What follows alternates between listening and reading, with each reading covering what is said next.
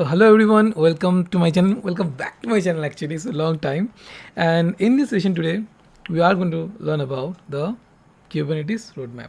Now, Kubernetes, of course, not a small thing. It's a big ecosystem of container orchestration, and we'll be covering the most important part that should be aware of, that should be learning, in order to strive in the real world. I mean, real world scenarios and all that. Okay, so that's what you want to learn about. I'll start from the basics, knowing that you might know nothing about Kubernetes. You are willing to learn, and you have absolute zero experience, and that's fine. That's fine to begin with, and we'll cover like that way. But if you're even an advanced user and you want some takeaway from this session, you'll have that as well. Okay. So with that in mind, let's get started. Before that, do let me know from where you're joining, and if you have any queries, feel free to ask. Okay. Without any further delay, I'm just starting the session. Okay. Now the very first thing, okay, like what exactly is Kubernetes? Now, if you run a workload, okay, like normally for example, you want to run an application. Normally, what you go to, maybe first you develop in local, and then you go to any cloud service or any cloud provider and create a new instance or virtual machine, and then you run the application. Now, with the implementation or with the wide adoption of containers, it's become so easy. Now you just containerize the application and simply run inside a container, virtual machine inside a container, and you can scale the containers. Now, what happened in the early days, while maintaining the fleet of containers, it's become so problematic. So people sit down, people think of solution, and they came up with a solution that is Kubernetes, and that's what we are utilizing heavily these days, right? So again, let's go with the definition a bit. What exactly is Kubernetes? So Kubernetes is a powerful open source orchestration tool designed to help us manage microservices and containerize application across a distributed cluster of computing nodes. And computing node means the virtual machines where you are going to run your containerized workload. Okay. Now, using Kubernetes, you can automate many manual processes like provisioning, auto-scaling, load balancing. All these things actually just never meant to be manual, but you can even manage all this in a more robust way. Okay, and of course, I will go ahead with the like further things. So don't worry, we'll be covering all that. Now let's go with the rest of the things. Okay. Okay.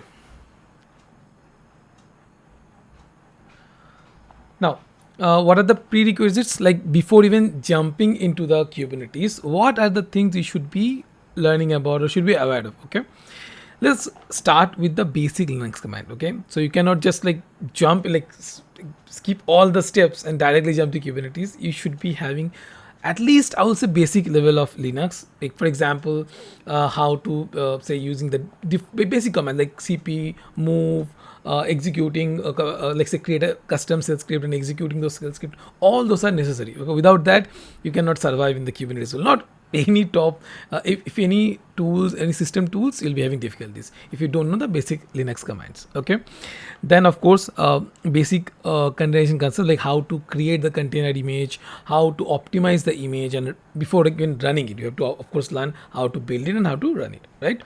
Then the YML syntax, because all the Kubernetes manifest file, or this is like we are giving instruction to Kubernetes how it should behave, and that we can only achieve via the, like, of course. Okay, so Kubernetes have API, and we are sending data to Kubernetes API like instruction, and there are of course many ways. You can send in JSON, you can send in normal API request. Okay, but YML is more human readable. You can understand by looking at a YML file what exactly it's meant to be. Okay, and that is the reason why most of the engineers working with Kubernetes, they prefer the YML syntax. Okay, so like basically you have to learn YML in order to work with Kubernetes. Okay, and we'll be coming why, because all the examples, the samples I'm going to show mostly are in YML. Okay, now yes, normally while developing, maybe simple application, simple solution in the Kubernetes, you normally can run locally. Okay, but in production world, you cannot scale from running locally or some with some computers. That is not meant to be, right? Locally only for the development purposes. But if you want to run your workload in a production environment, then you have to utilize the cloud system. And cloud, like what are the cloud service provider available? There is eight, like top three providers: AWS, GCP, and Azure. Okay. Now, if you ask me what is best, I might be biased because most of the work I get in the AWS.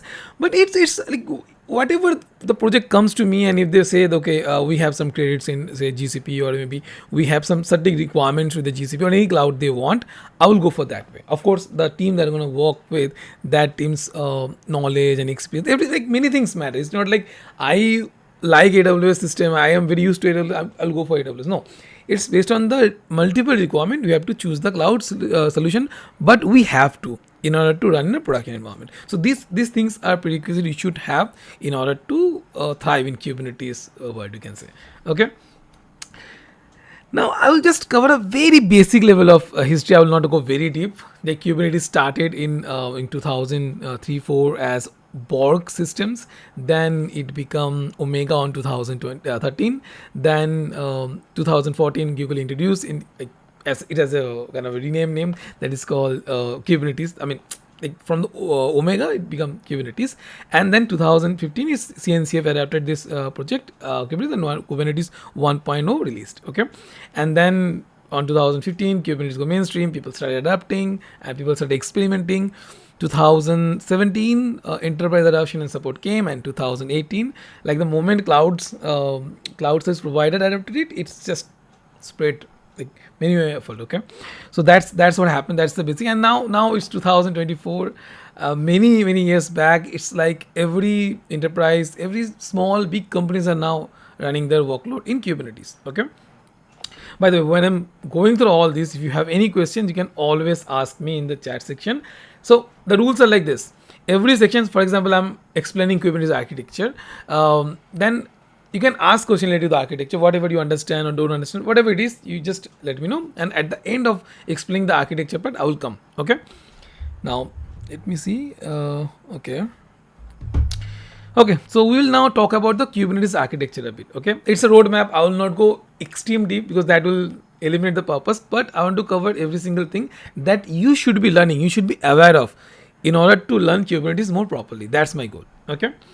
Now, this is a very basic Kubernetes architecture. Now, basically, what happened in Kubernetes, we call it a Kubernetes cluster. Okay, why? Because it's not a single component, a single node, a single virtual machine. It's a combination of multiple services, multiple virtual machine, multiple system functionalities, all combined. We are calling it a Kubernetes cluster. And basically, from the very like node level, or it's a very virtual machine level, we have minimum requirement of 2 virtual machine. Okay, and out of that, the first virtual machine that is absolutely required is called the master node, or called controller node. Like previously is supposed to call master node, but some like it's some enforcement came, we're calling it the controller nodes. Okay, now what are these controller nodes? These controller nodes will help you to manage the Kubernetes workload. Okay, and what is this workload and all this will be very detailed discussion we'll go through. Okay, so don't worry for now, just think about like master or say controller node manages everything else in the Kubernetes ecosystem. Okay, or the cluster. Now, what does this master node have? It have the API server, it have the controller, it have the scheduler, and the EDDC, which is the main key value storage, or it's a database for Kubernetes master node. Okay, or you can see the cluster also. But as a note, there are many advanced systems get developed. You can use EDDC, but there are many advanced way to manage the data for these things. Okay, and make mega backups. Now, what are in the worker node? What is the managed by the controller nodes? So in the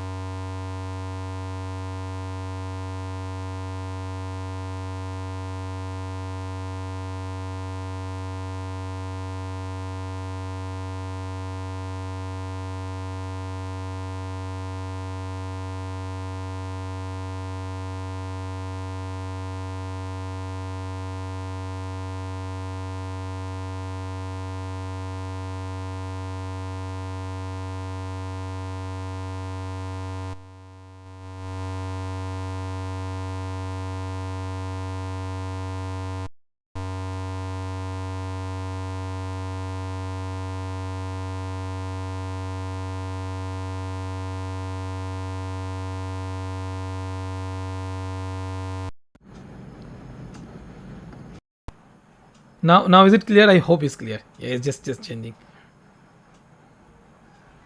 I hope it's working. I can see it's working now. So okay, but do let me know if any issues come between. Okay. Can somebody confirm voice is fine now? Just a confirmation. I have to see. Audio said okay. Thank you. You know, sometimes things happens. Everybody complaining. But okay, yes. Okay. Don't worry. I think now voice is fine. Okay. Thank you. Okay, then I'm continuing. Okay. And yeah, please let me know whenever these things coming. Okay. I'm noticing the YouTube feed and the LinkedIn feed. That's fine. Okay. So that is there. Now let's get started. So yeah, so by the way, this again, I think maybe I missed something. I didn't notice that before. So controller node, it's about managing the entire workload of entire cluster. In controller node, we have the API services, like how everything, like say Kubernetes agents or Kubeadm, everything manage with the API server. I mean, send requests and get the response. So the communication happen by the API server. Controllers manages where to schedule and give the instruction via the API server, like how many pods should be there, or how like creating the resources, deleting resources, managing everything basically. Okay. And scheduler, just controller say to scheduler, see scheduler schedule 3 pods in a particular maybe node or as a particular namespace, and it will accordingly do that via like control. The scheduler will send the instruction to API against API server.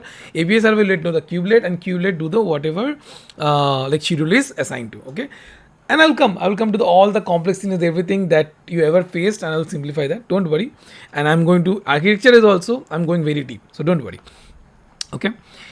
Now that is there. So in the master controller node, you have the API server, controller, scheduler, and the EDDC in data store. In the worker node or in the data node, we have the kubelet, which is the agent that's doing the communication with the controller node or master node. It have the runtime, which is again like for example, container is Docker, container D, Cryo, but it's not recommended to use Docker anymore. Kubernetes officially dropped the support. Now you should be going for either container D, which is by default coming with the Kubernetes, or you can go for Cryo or any additional runtimes. Okay, and there is a network proxy also manages the DNS and other stuff. And yeah, in mainly all the workload that actually run inside the worker or data node. Okay, then again, let's go a bit more complexity, or you can say the more detail of the architecture. Let me just quickly, yeah. So again, let's think about it. Then again, what is the Kubernetes cluster? I just explained, right? The controller node and the data node. Controller is equal to master node, data node is equal to the worker node, and combining these two, we're calling it a Kubernetes cluster. Okay. Now, in Kubernetes cluster, ultimately consists of all the virtual machines, right? And we'll come to the autoscaling part. We'll come to, of course, like the pod autoscaling and cluster autoscaling also. There also this concept will get more clear. It become more clear to you. Okay. So, just a bit more. Okay. On the type of the nodes, I'm going a bit more into the like what is the master node and the controller node and the worker node, and then of course we'll jump into the concept part. Okay, so this controller nodes means the virtual machines. Okay, and these virtual machines, again, one virtual machine. I mean, I'm saying one virtual machine, but it can be multiple virtual machines, but at least should be one, multiple worker nodes, multiple master node, and there will be at least one, and could be any number of the worker nodes. Okay, combine, it's a Kubernetes cluster. Now, while you don't need too much of the master node, but you need like when there is a high workload, you need more and more worker nodes or say data nodes, because as workload increases, you want more virtual machine as a worker node or say the data node. As workload decreases, you should be cutting off or should be terminating the virtual machines in the data node, not in the master node, in the data node. And most cases, the cloud service provider they will definitely like let you not manage the master node. They just allow you to only add or remove the worker nodes, and minimum you have to manage one. Okay, that is the only requirement. Again, in the master node, there are some component like say API server, which is the entry point or gateway to the REST or kubectl. For example, I will come to the kubectl. So kubectl is a agent by using which you run different kubectl apply, kubectl delete, kubectl, get pods, you run all the commands, right? Ultimately, what happens behind the scene? Kubectl, you supply the command as a parameter, right? As a given space-based parameter. That kubelet convert into API call, and based on the protocol, I think most probably gRPC or any in future any protocol, it will send the data in that format as a payload or as a simply as a payload. Okay, it will send to the Kubernetes this API server, and then the controller node is the kube controller manager, which will like check and decide what to do and what to do and what the response to give. All these things managed by the kube controller manager, okay, or controller node. Then there is the cloud controller manager. In most, for example, it's a cloud-based deployment. And again, what are the different way you can set up the Kubernetes cluster? But for most cases, it's a managed Kubernetes solution or cluster. You have the cloud control manager, like AWS, GCP, Azure, those kind of configuration will be there. And of course, you know the ADDC, which is the mainly data store. Say whatever, say how many number of pods are there, how many number of services there, how many number of Namespaces are there. All this data, kind of data getting stored in the ADDC. Okay, and while doing the backup and restore, you should always make sure you have a copy of the ADDC for mainly for the disaster recovery purposes. Okay. I think now you understand the worker node. Again, I'm just repeating so that you will have a better understanding. You should remember all these things that I'm saying. Okay. Now, again, in the worker node, what are the components? Kubelet. Now, what is a kubelet again?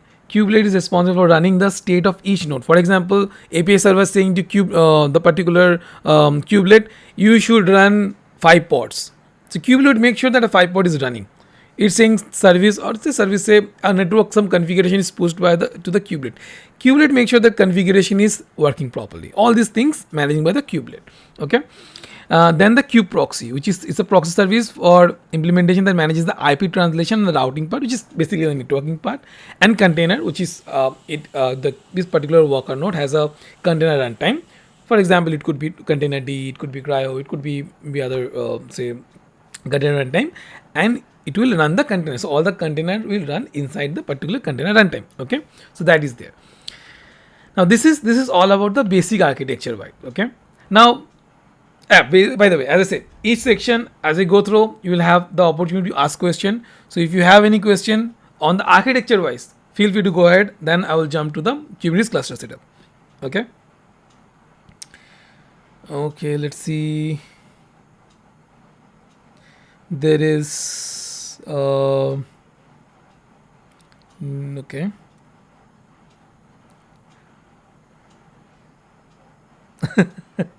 I would love this if you had tried to talk slow. Okay. Okay. Yeah, I got the feedback too much. I talk faster. Otherwise, I cannot complete the session if I don't talk faster. So many things to cover. Okay. I think no questions. Then I am moving towards the different way to set up the cluster. Okay. Now, recommend start learning Kubernetes. Okay, one question is there. Let me add it. So it's from Juan Pablo. Would you recommend start learning Kubernetes on local with Docker? I'll come to that. And this the cluster setup part, have your answer. Yes, good question you have asked. Okay, so what are the different ways you can set up the Kubernetes cluster? So let's try to give it that. Yeah. And the self-install. Okay. Does manage and self-install Kate system are same? It's bit different, and I will come to that. This is from the Naga saying that does manage and self-install Kate systems are same? Basic component level is same, but if you say two are identical, no. There are many differences, and I'll come to that as well. While this section I'm going through, it will cover that part. So yeah, what are the different ways you can set up the Kubernetes cluster? I will say there is mainly 4 systems. Okay, first one is the self-hosted, which is basically you are creating the master node, you are creating the worker node, you are creating the entire ecosystem, entire cluster, and every single thing. Turnkey solution, which is basically there are pre-made solutions available, tools available, using which like a very easy way you can execute and boom, it will create the entire infrastructure, or say at least it will create the basic setup for you. Okay. Then the manage Kubernetes services, which is basically you're going to cloud service provider and asking them to give them a manage, like they will manage the master node and they will allow you to manage the worker node. Okay, that is the manage Kubernetes services. Then Kubernetes distribution, like big enterprises have their own version of Kubernetes solution. Okay, and that is the Kubernetes distribution, which is basically they only host, or they will give you some package which you can run as a part of their distribution. Okay, so this is all about the basic 4 types. By the way, there are many other things, but I think categorically I have covered all those things in this 4 category. Okay, now what is about the self-hosted solution? This is about the, like for example, I've given the article links also. Let me show you one article. I think that then it will be more easier. But for now, let's focus on what are the different ways you can manage your, like say, by yourself create the Kubernetes solutions, Kubernetes cluster. Okay. The most popular one right now is the Kubeadm. Okay, it's a tool provided by the Kubernetes itself for easily setting up the Kubernetes cluster. You manage the and control, manage the both control plane and worker node. By the way, this word manage both control node, a control plane, and the worker nodes. So you are managing both. Okay, and I have given article links later on when I share the document. I will do that. But before that, let me quickly give you one good example with that. Okay, so give me one moment.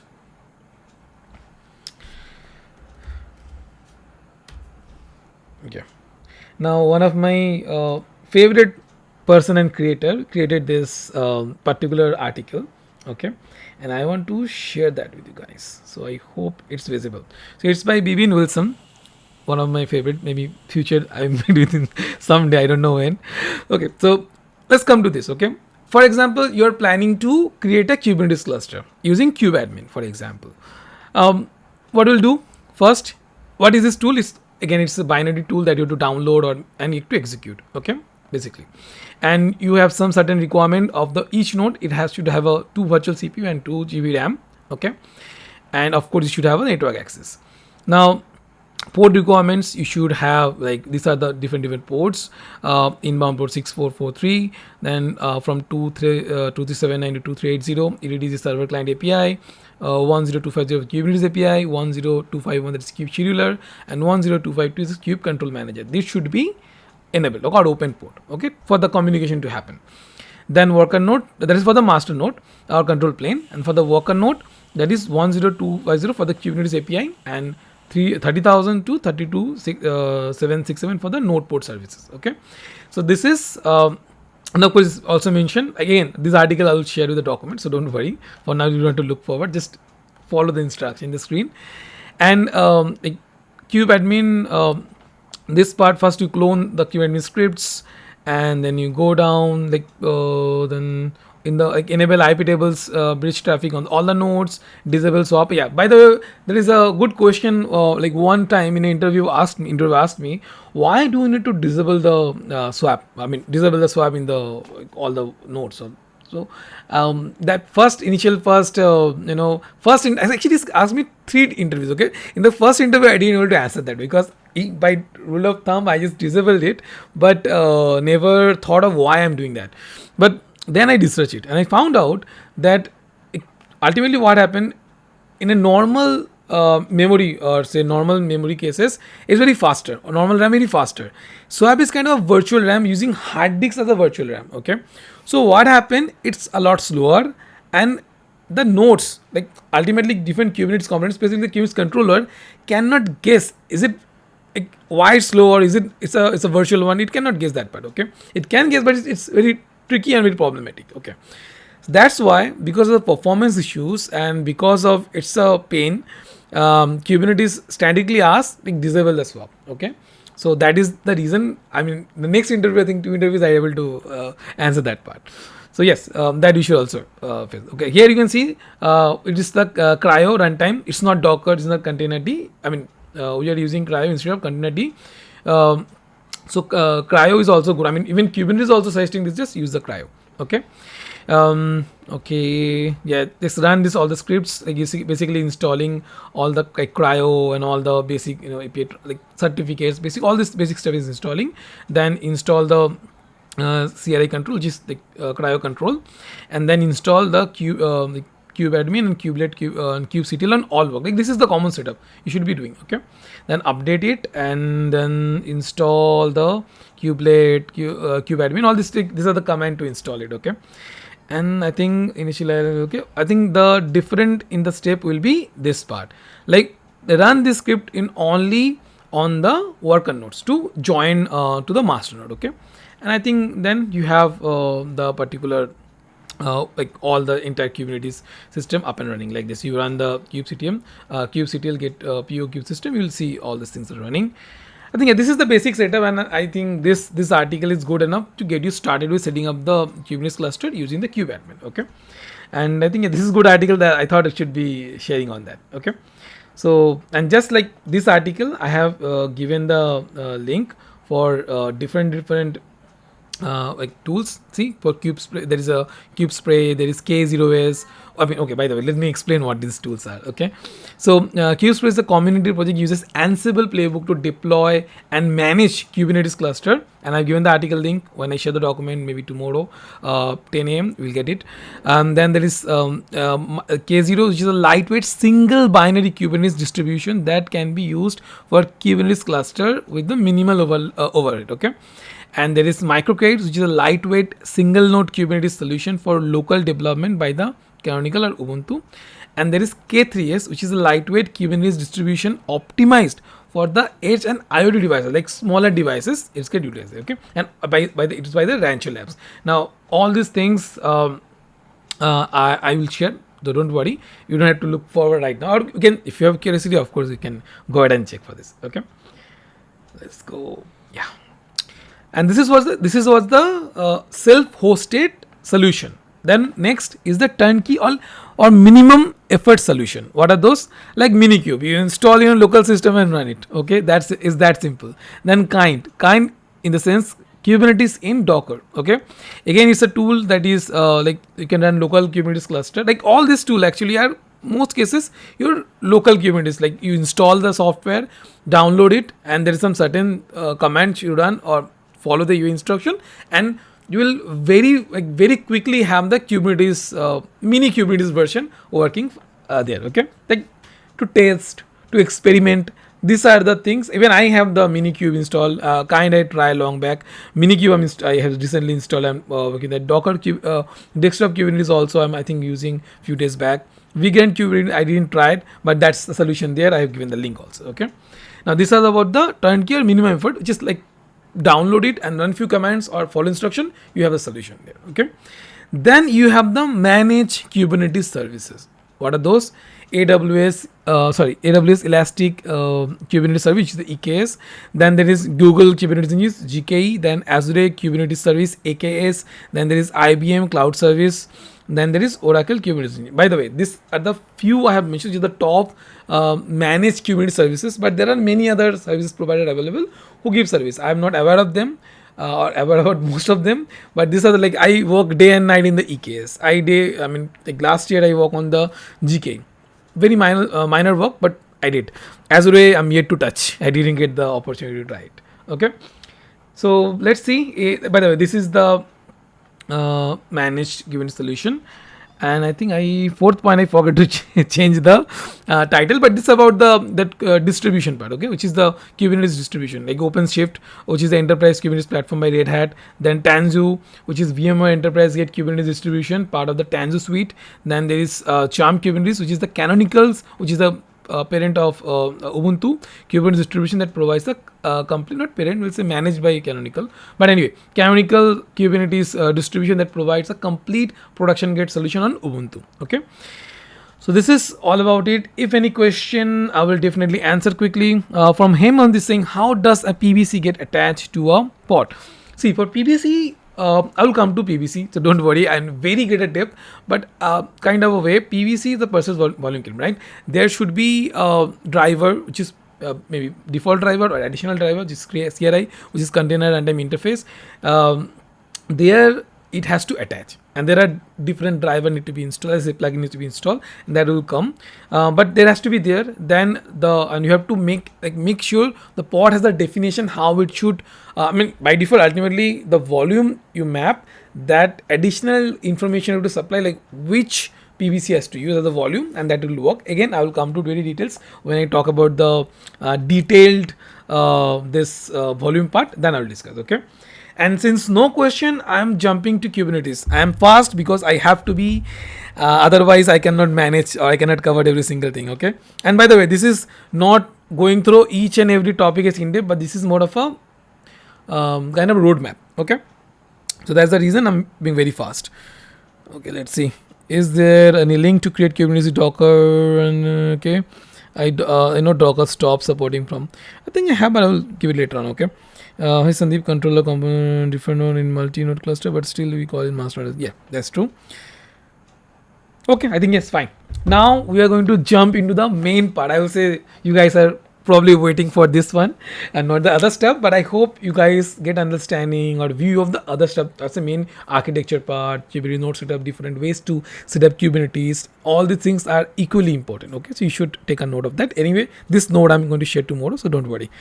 Now, before even jumping to all other component and everything, the first thing after installing a Kubernetes cluster you do is use CLI. And CLI do what? You check in Kubernetes CLI, say kubectl get nodes, and how that looks like. Now let me quickly go to the code part, and I think you guys can see the code.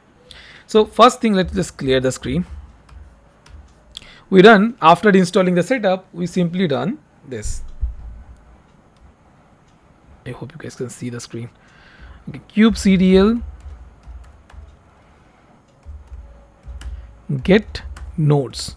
Okay, it's after setting up the Kubernetes. You first check this. Okay, and this is a domain. By the way, this node name has to be always a domain compliant. Okay, if you set up by yourself, then only you have to force. Otherwise, if you are using a managed node, it's those guys are setting up. You don't have much of a way on that. So anyway, this nodes has to be a domain compliant. You can see I have three virtual machines, 1, 2, 3. That's why I have 3 nodes, and it's like how before even starting the session, I think I just created the cluster using this Terraform code. So that is we have there.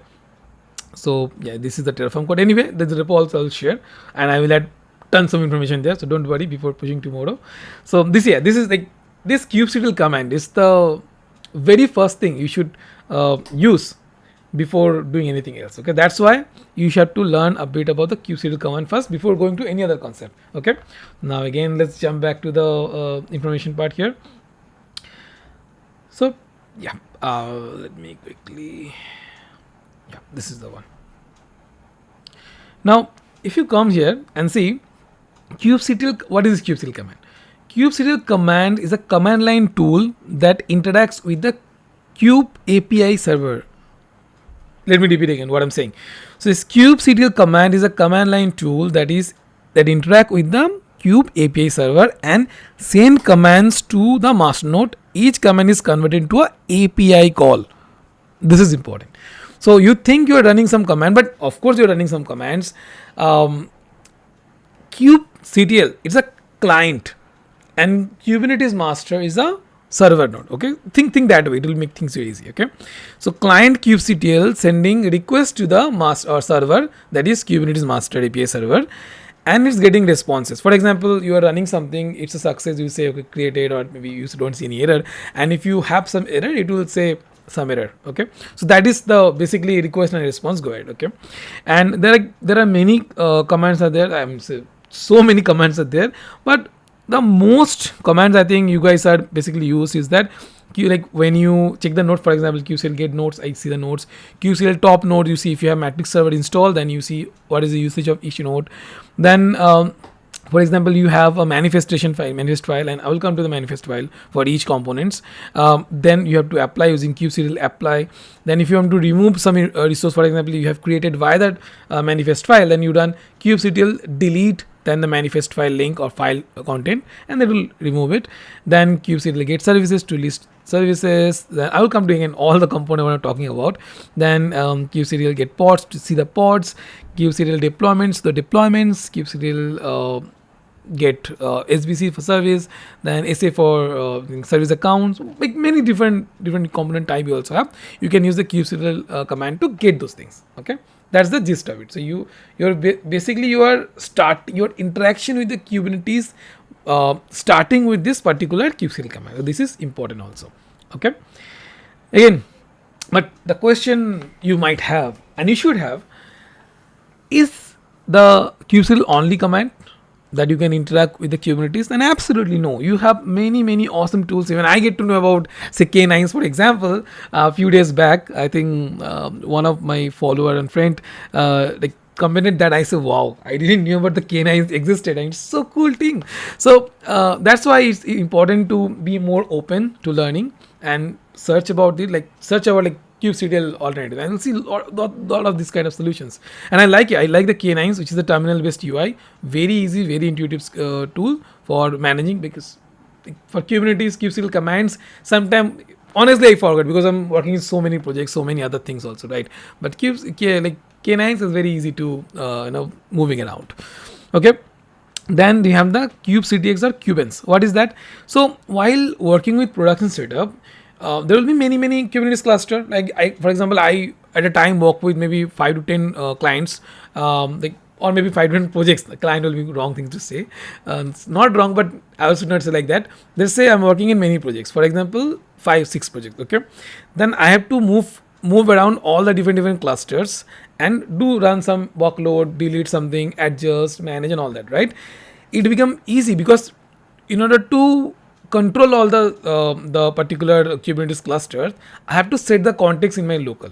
Okay, that context, of course, you can use the kubectl command line, or there are other tools like kubectx, which help you to manage switch between the context. By the way, K9 also does it very beautifully. And Kubens, on the other hand, is the you will be working in many namespaces. And what is namespace? On all the things I'll be coming later on, so don't worry. But I'm just telling you, we'll be working with the namespaces.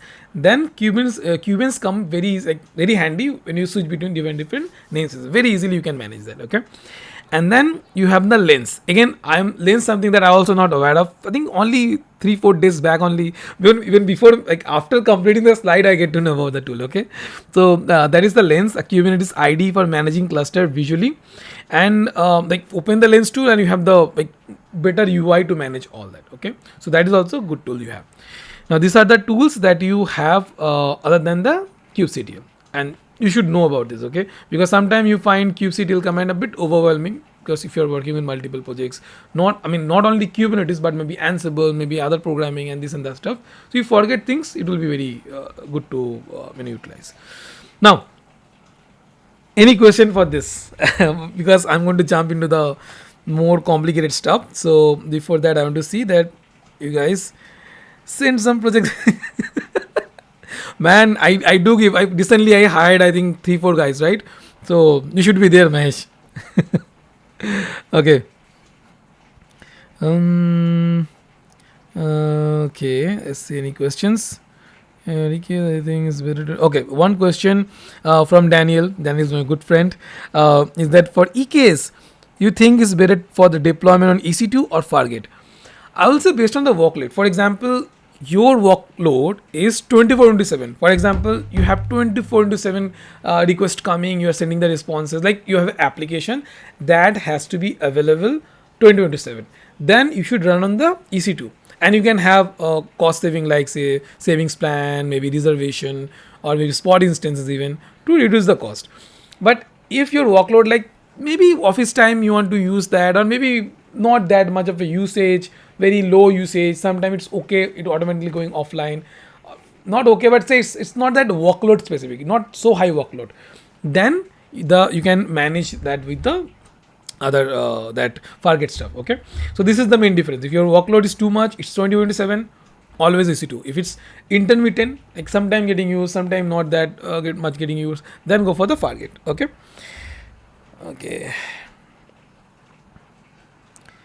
Okay, let's see. EKSD I didn't try it yet, maybe sometime else. Okay. Let's see. Okay, one question. What is the alternative Fargate in Azure? Honestly, I didn't work too much on the Azure, but I think there are also some container, I think event-based container system is there. I think you can utilize that. Okay, so let's get started with the main thing, which is what ultimately running the workload. I mean, come on, guys. Why you are using the Kubernetes for? Not just to run and having a build, right? You want to run your application, your servers, your processing job, your actual work on the Kubernetes. That's why instead of going through normal EC2 or normal virtual machine base, you're jumping into the world of complexity in Kubernetes, which I'm trying to a bit simplify. You're jumping to run. Why? Because you have to run application, right? So that we are going to now cover. What are the things you should be learning? You should be at least you should have the knowledge about before you run your application in Kubernetes. So let's learn about that. Okay. This is the very first thing you should know, man. The namespace. Because why? Like, of course, even if you don't know, it's fine, because Kubernetes like, kind enough, they have created by default a default workspace called default. Okay, let me go to a command line and show you, then I think it will be a bit more easy for you guys. So see, this is a fresh cluster. I have run a single command, not even apply. Okay, now if I run kubectl, then say kubens, for example, kubens, okay, kubens. See, I have only one namespace, which is what? Default. Oh, by the way, yeah, I think these are also, say, kube node release, kube public, kube system. These are also like system specific namespace, and this is, I think, one that is my Terraform script automatically, that is a Prometheus. But yeah, see, by default, the YOLO part is the default part, okay, which I have, which Kubernetes create, so that if you run anything without specifying a namespace, it will run on the default. But rule of thumb or the best practice, don't run anything on the default. Okay, you create namespace. So for example, it's an e-commerce application, so run, say, production, staging e-com, production e-com. So you can run different version of application there. So you can have that kind of isolation inside your single cluster also. Ideal environment, if it's a big company, you should have different account, and so development account, production account, then inside the dedicated cluster. But if you are a small company, you don't have that kind of budget or don't have that luxury, you can create a single cluster, and in that you can run different namespace. Inside that, you run the dedicated workload. Okay, that is why namespace is isolation from other things. Okay, so that is, you can see the default is running. That is the thing I wanted to show you guys. Okay, now let's jump to the next stuff. By the way, next step in the sense, let me complete explanation of the namespace. So what is the namespace? In Kubernetes, namespace provide a mechanism for isolating group of resources. In the sense, in a Kubernetes namespace, you are creating a dedicated space for running a workload, say pod or say containers. Container, for example, container A, B, C, D, it should run inside a namespace. I want to explain a bit, I think, because this thing, if you understand better now, you will have a lot easier in life. So let me see if I can explain a bit better. Okay, so for example, this is your Kubernetes master node, this is your worker node, and this is your worker node. Okay, now the moment you like, say, the master or say controller, C node, and these are the data node or data plane, control plane and data plane. Now, or say worker node, whatever, by now you understand what I'm saying. Okay, and then you run your resources like pods, jobs, ReplicaSets, like implement the pods only, everything in this. Okay, you run in this. Okay, so the moment you're creating a namespace, you're creating in this. Okay, so it's creating a namespace, say name space, and by the way, like it's the memory address, you can say a specification. Then you are saying that it's a kind of virtual specification. The pods ultimately running here only, but the name group, they're assigning the namespace that you're creating. You can have multiple namespaces. Okay, for example, one for the system admin, one for the web app, one namespace could be, for example, could be for data processing. Okay, data processing, all these things stuff. And by the way, ultimately the workload will be running, but they're kind of isolated. Like this pod to pod, you can disable the networking. You can say only the namespace you can specify. Okay, we'll come to the pod to pod networking part anyway, so don't worry. So by the way, this is to a virtual isolation of the workload. Okay, you are creating the different namespaces. That is the important part here. Now let me come back to the slides. Okay, so now you understand what exactly is the namespace, which is ultimately a virtual like namespacing or creating different names to isolate your workload. Okay, now to how to create a namespace, let me come into a command line. I will not show all the example, but at least some simple one I should cover. Okay, so kubectl, then create ns, then namespace, say test. By the way, I also sometimes forget the command. If this is not the command, I have to search it in Google. Okay, so don't look wrong at me. I think it's right command. It's right command. So kubectl create ns test. Okay, and then create a namespace that is the test. Okay, then if I run, let's make clear the screen, and if I run kubens, I love this tool. Okay, kubens you can install very easily and very easy to manage the namespaces. See, it's default, but it also showing the test. Now I want to move to the test. You can run kubens. So easy. See, kubens, then test. In the repo that I'm going to upload maybe tonight or tomorrow, there I will mention the instruction how to use the kubens and kubectl also. So don't worry on that part. Yeah, see context, that is test. Now if I do kubens to list the namespaces, it will show the test as default because I made it my current namespace. See. So this is about basically the namespace part. Okay. And by the way, you can like I shown you by the command line, but you can create namespace like this also. See, this is the YML definitions. For example, simple namespace.yml. You can kubectl apply -f and then this particular file name, mention kube API version, kind namespace, and metadata like any name that you want to give. It will create with that name. But like say I'm creating test, I created test, right? Same way it will create say analytics or could be say data processing or could be web servers, that kind of way. Okay, now let's move to the next thing. Next thing I'm going to talk about, I think this is the most basic thing in Kubernetes ecosystem. What it is? It's pod. So what are the pod? Now pod are the smallest deployment units of computing that you can create in the Kubernetes. Okay, and it generally refer to one or more container that should be controlled as a single application. So ultimately, like, rule of thumb is in a single pod you should run single container, but you can run multiple container in single pod. Pod ultimately think like you are running workload, right? So that workload basically run inside a pod that you can think of. Okay, and how to create the pod?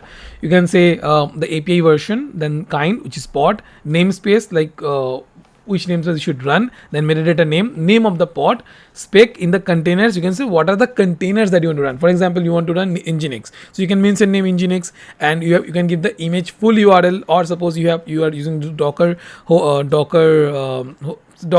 Docker registry, then that just mention the name and it will automatically pull the image from the Docker registry. Okay, and it will run. And in the port section, you can mention the particular which port the application should be listening or running. Okay, so that is the pods part, where ultimately you are specifying how a container should run inside a pod. Like it's creating the pod and running the particular workload or your containerized application inside the pod.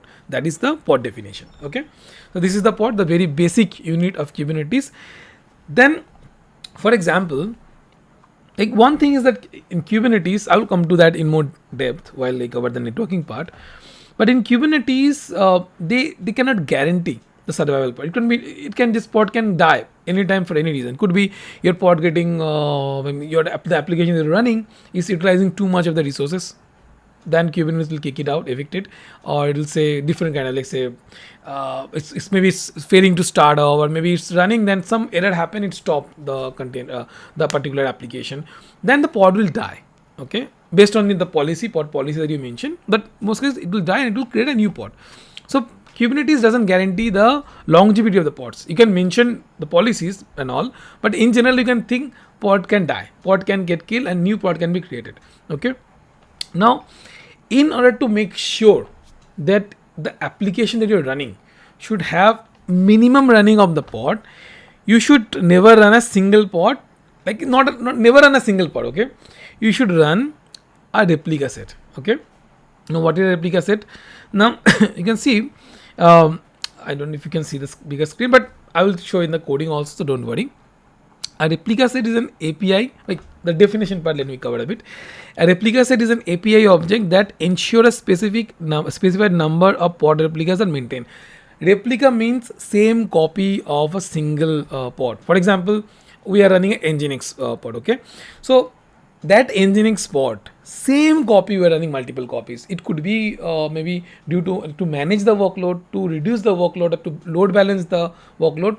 But it also guarantees that if I'm mentioning that I need minimum 3 replica, so even if one pod dies, one pod in that, another one pod will get created and will maintain the minimum pod requirement. Anyway, we're coming to, I mean, within few slides we'll be coming to the scaling, auto scaling and all that in the Kubernetes space. Then we'll cover this. But for now, remember, a replicas, it is a standard. You should never run a pod in a single pod. It can die anytime. You should always run a pod inside a replica set, or maybe as a replica set, so that it can run multiple copies, two or maximum 3. Minimum I will say 2. Okay, that way your your application downtime will be less. Okay, none I will not say, because if the entire node die, entire cluster died, anyway you cannot run anything. That you should be designing your Kubernetes solution in such a way it should not die. You have to design your cluster that way only. Okay, and I'll come how you can design such architecture in this session itself. So just be a bit more patient with me. Okay. So ultimately, replica in the sense you're running same copy of one pod, multiple copy of same kind of same pod, so that you can maintain minimum number of pods count. Okay. Then come to the deployment part. You should of course first learn what is pod, then how to run pod as a replica set, and then in using a deployment, how can you manage that? Okay. Because you'll be having many future version. Like it's not like we're running one single copy. Say we're running version 1. In next few days, you can have version 2 of the application. In next few days, you can have some improvement, some functionality get added in the application. You can have version 3, 4, and like that. Keep on. You can keep adding different feature. You can have different version. Now, most of the cases, what I have seen, it's not even version. It's the GitHub SR, or say the hash GitHub hash is actually the version tag. They cannot manage the version names. So, like, you can have many copies of the particular workload, right? So, or say particular container image. So you should have a very good deployment strategy. So by definition, what is exactly deployment then? So deployment provide declarative updates for pod and replica sets. Okay. For example, you are running 3 copies, 3 replicas, 5 replicas, 10,000 replicas, how many doesn't matter. You have to update. So the strategy how you want to update, how many minimum the pod should get updated at once. Maybe you want to first add 2 more new pods, new version, and then only delete old pods. So these strategies you can mention via the deployment to make sure you have the least or no downtime at all, and you can have the latest feature or latest pod with the latest like application changes reflecting in the particular pod. So in that case, you need a deployment. Okay. Now, how to create a deployment? You can see one very good copy in your screen probably. I think just maybe I'm blocking it. Let me see if I'm blocking. Then I will. Okay, I'm not blocking it. Okay, so you can see API version kind. The main important factor in pod also, in replicas also, you can see in the in deployment also, the kind. By the kind you mentioned what is this resource type. For example, the kind is deployment. So this resource type that you're creating is a deployment. Inside the deployment, you're mentioning the name of the deployment, then the level, which is how it get assigned. Then in the specs, we are mentioning all the configuration. For example, we are mentioning exactly how many, what should be the replicas. There's 3 replicas, 3 copies of the application should run. What is the selector, which is Nginx. Because see, they're using label app Nginx. So here we are using match level app Nginx. Then the template we are saying what is the template that is label app Nginx. In that, and the template specifications are container. We are running Nginx. We are running image, that is Nginx 1.14.2, and it can be different versions. Okay, and you should have more kind of. You should look at the documentation. I've given the link. I think in this particular is clickable, so you can check. Sorry, this is the part where it's clickable. You can see more, like many option available. We should incorporate based on your requirement. Okay, so this is deployment, which makes sure how many minimum pods are running by the replicas, how it should update, how it should behave, and it should not be a downtime. It should be configuring deployment such a way, because you will have application that will have infinite number of deployments. Okay. Now that is the deployment part, which is ultimately releasing your new changes. That is why the deployment. Then let's come to the daemon set. Okay, and what is this daemon set? Now the daemon set is very interesting thing. Okay, because right now I have, for example, in my sample cluster only 3 node. It can be 10 node, it can be 100 node, it can be 10,000 node. Okay, so to like you can have many nodes. Now using daemon set, you can make sure you are running like one, for example, you want to run one certain type of pod that should run in every node. That kind of requirement if you have, then this is what is required. That is a daemon set. It makes sure if you are running a daemon set, that means that particular pod will and should run to all the node. And what are the use case, by the way? I mean, you are deciding that you are going to run a certain pod in all the particular nodes, or say the virtual machines, then it should have a purpose, right? The most common purpose are monitoring the particular virtual machine or nodes, then getting the logs, and basically log collection and monitoring part only. The most case I've seen the this particular daemon set getting used, but you can have maybe some certain requirement that you have. You want to make sure that you are running a very critical application, and that should never die. So that's why it's copy running through all the worker nodes, because it's a very critical. You don't want that to die. You can have this kind of requirement. Then you need a daemon set, and I have given already the example, and in the repo that I'm going to upload tomorrow or tonight, whatever it is, you will see a multiple example of the daemon set, including the login monitoring and some other use cases also. Okay, so that is, again, this is a session about the roadmap, not very in depth, but still I'm going a bit in depth. Okay.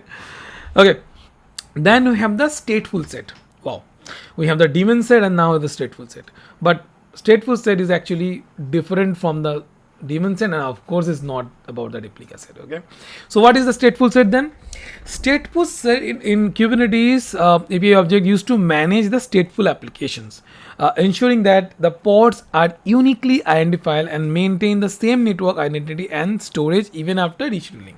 So what is this about? For example, you want to make sure the pods, like for example, that the replication part, right? But I will come to that later on. Let's say, let's go with the use cases. I think that will make your understanding a bit clear. For example, databases. So stateful set are ideal for databases like MySQL or PostgreSQL, where each instance need persistent storage and stable network identity.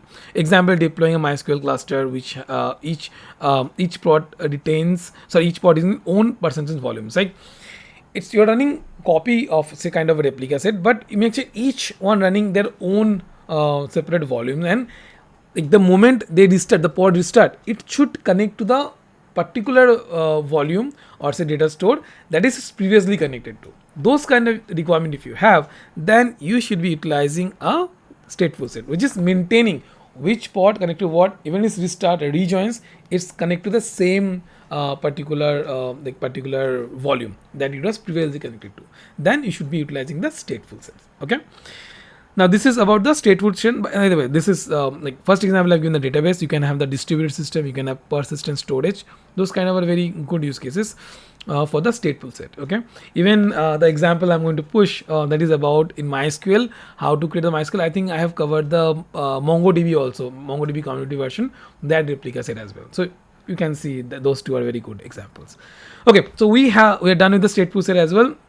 Now let's talk about the jobs and CronJobs, because see, the pods that you're running to make sure it's running 24/7 as a part of the deployment or replicas, that has to be available 24/7. But what if you have a requirement to just run one processing job and then kill the pod or stop the pod processing? That is where the pods and CronJobs coming. Or for example, like jobs, from jobs is coming the CronJobs, which is you want to run certain task or certain pod, maybe midnight or maybe morning or maybe afternoon, whatever it is. Okay, and or maybe you can want to run, for example, very good use case is the backup, that every midnight 12 a.m. one pod should be doing the backup job. That is where the job coming, a particular purpose of doing that, and if the purpose done, then stop it. Okay, that is the jobs. And let's go to the definition a bit. So job create one or more pods that ensure that a specified number of them successfully terminate. It's useful for tasks such as run to completion, like batch task. Okay, for example, in CronJob also, like CronJob run a particular time that you mentioned. Use cases, data processing. For example, running a batch processing work like processing logs or generating reports. Okay. Database migration, for example, you want to create a backup or maybe do some kind of data migration from one cluster to other cluster, or maybe doing backup, restore, all this kind of stuff. Those cases you use the jobs and cron job. For example, if you guys ever use the PG crunchy thing, okay, that you have a separate job for the backup, separate job for the restore. Similarly, other solution also, there are many cases where the jobs getting utilized. Again, the difference you'll see, kind is job, and you are specifying what should be success criteria, okay, and what should the backup limit, like after trying false, like say failure 4, it should stop immediately, it should not try anymore. Those kind of configuration, again, I have given the documentation link, you can later on check the more of the things you can do with the job. Okay, so this is also very important. And with this, we are kind of done with the basic thing. Again, many things to cover, but running workload part, this are the important stuff. And let's see any question related to that. Okay, log archiving. Yeah, that's also a good use case of the job. Okay, let's see. Yes, Sandeep, how the volume will sync if the database using different volumes? Like that should be like that's why I'm making the policies. So if it's a stateful set, it will automatically sync. There should be maybe separate job also running, which can do. Or I think by default the drivers you said there, that drivers do that automatically. Okay. Let's see if any questions. Most recent. Of course, I'm seeing the YouTube also. So anyone commenting, I will see. Can you divide the storage into different namespaces? Like, why you need that? I don't have that. So Maya is asking that can you divide the storage into different namespaces? If you want, you can, but there has to be some good reason to doing that, because using volume segment, like, you can segment those kind of stuff. So anyway, you can do all these things. Why you need to do? I mean, of course, if you want, you can, but you have to have a reason for that. Okay. Okay, let's see. Okay, so we talked about, by the way, running the requirement, but you don't have so much money. Okay. Okay. Good thing from the guru is don't run DV in the caves. It's a bad idea. But if you are running low on the budget, then you have to. Okay, there is a budgetary constraint. Sometimes guru, not everybody have enough money, right? So okay. Oh, one good thing that PV is not names and down. That's one thing. But if you want, there are different ways to achieve this. So there are ways. Okay. Okay, let's see. Okay, so I think not much question. Then I will move to the resource management. As I say, we don't, like, not everybody have enough money to to run whatever. For example, your process one workload want to utilize 10 CPU, maybe for 48 GB of the RAM. That should not be allowed unless if you have assigned, you want them to, right? How to maintain that specification, and that we are going to cover right now. How to do manage resources professionally in Kubernetes production environments. Okay, that's what we're going to cover. So let me show you. Okay, so it is. Let's come to the resource limit. By the way, I think why I want to have this particular information here, because I have worked with senior engineers, 10, 12, 14 experience, and they can't answer why you're using the like sometime using the GI instead of normal G, and they cannot answer. So this particular information that you're looking right now have that absolute answer. By the way, let me explain all that. While we say a pod should utilize one CPU or two CPU or maybe half CPU, how we tell Kubernetes to do that. And if we want to have limit and all that, will come to the next slide how I'm going to do that. But here the parameter, the measures, the number is specified, then we mention particular character, right? This is which is the part. Okay, so for example, let me quickly show you. For example, if you see here 250 M in the CPU, like what the hell, if you don't understand the measuring part, you have no idea what I'm saying. For example, memory part I'm mentioning 64 MI. What the hell I'm mentioning? Is it MB? Is it what something what I'm saying? You don't have idea, right? That's why this is important, this particular resource unit chart. So in this resource unit chart, you mention that in a unit, like for example a CPU unit, when you're mentioning to the Kubernetes, how it is. For example, one virtual, like in the cloud environment specifically, you have the virtual CPU unit. Okay, so one CPU unit, one virtual CPU unit also is equal to 1000 milli CPUs, 1000 M. Okay, now if I mention 500 M, that means half of the CPU. One full CPU, one CPU unit, then half of the CPU. If I'm mentioning 250 M, that means I'm mentioning half of half, that means 1/4 CPU. And if you don't understand that, you are missing entire resource management in the Kubernetes. That's why it's extremely important to understand the metrics. If your application is a high CPU processing, like this requires, is hungry for CPU, and if you mention 250 M, thinking about maybe you're supplying 250 CPUs, no. If your CPU required 2 CPUs, give it 2 CPUs. You can mention like 4000 like M, 4000, like that means the 4 CPUs. If you your application required say 5500 or 5250, then mention 5550. Okay, by the way, don't mention that as a usage. You see what is the bare minimum and what is the maximum. That is why we have next what I'm going to discuss, the limit and the request. Okay, so anyway, this resource unit, if you don't know, next slide will not make any sense to you. So understand this: one CPU is equals to 1000 M, 500 CPU, 500 M is equals to half CPU, 250 is equals to the 1/4 of the one CPU, and 100 M is equals to the 1/10 of the one full CPU. Okay, so that is the measurement. For example, if you're running very minimal workload, like nothing, then you can run on the 100 M or 200 M. That should be enough. But if you're running a web server, you're processing a lot of workload, you're doing a lot of log processing or any processing job, then you need at least 500 CPU or one CPU, right? So those things you have to understand well. Okay, that is about the CPU resources or CPU resource format or measures. Okay, then we have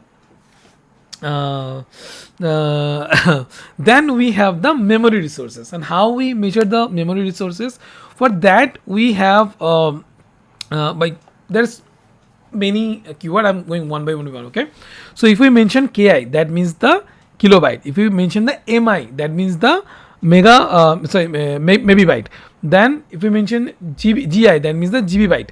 The TC, that is the TB byte. I don't know, I have not seen yet any TB byte, but maybe if you're running, if you're an engineer from from Google, from Amazon, maybe you have seen that. If you yes, do let me know in the comments. I would love to know. I know many Amazon people watch my sessions, so if you guys doing that, I think it's not not inside their policy, but you can mention like yes or no.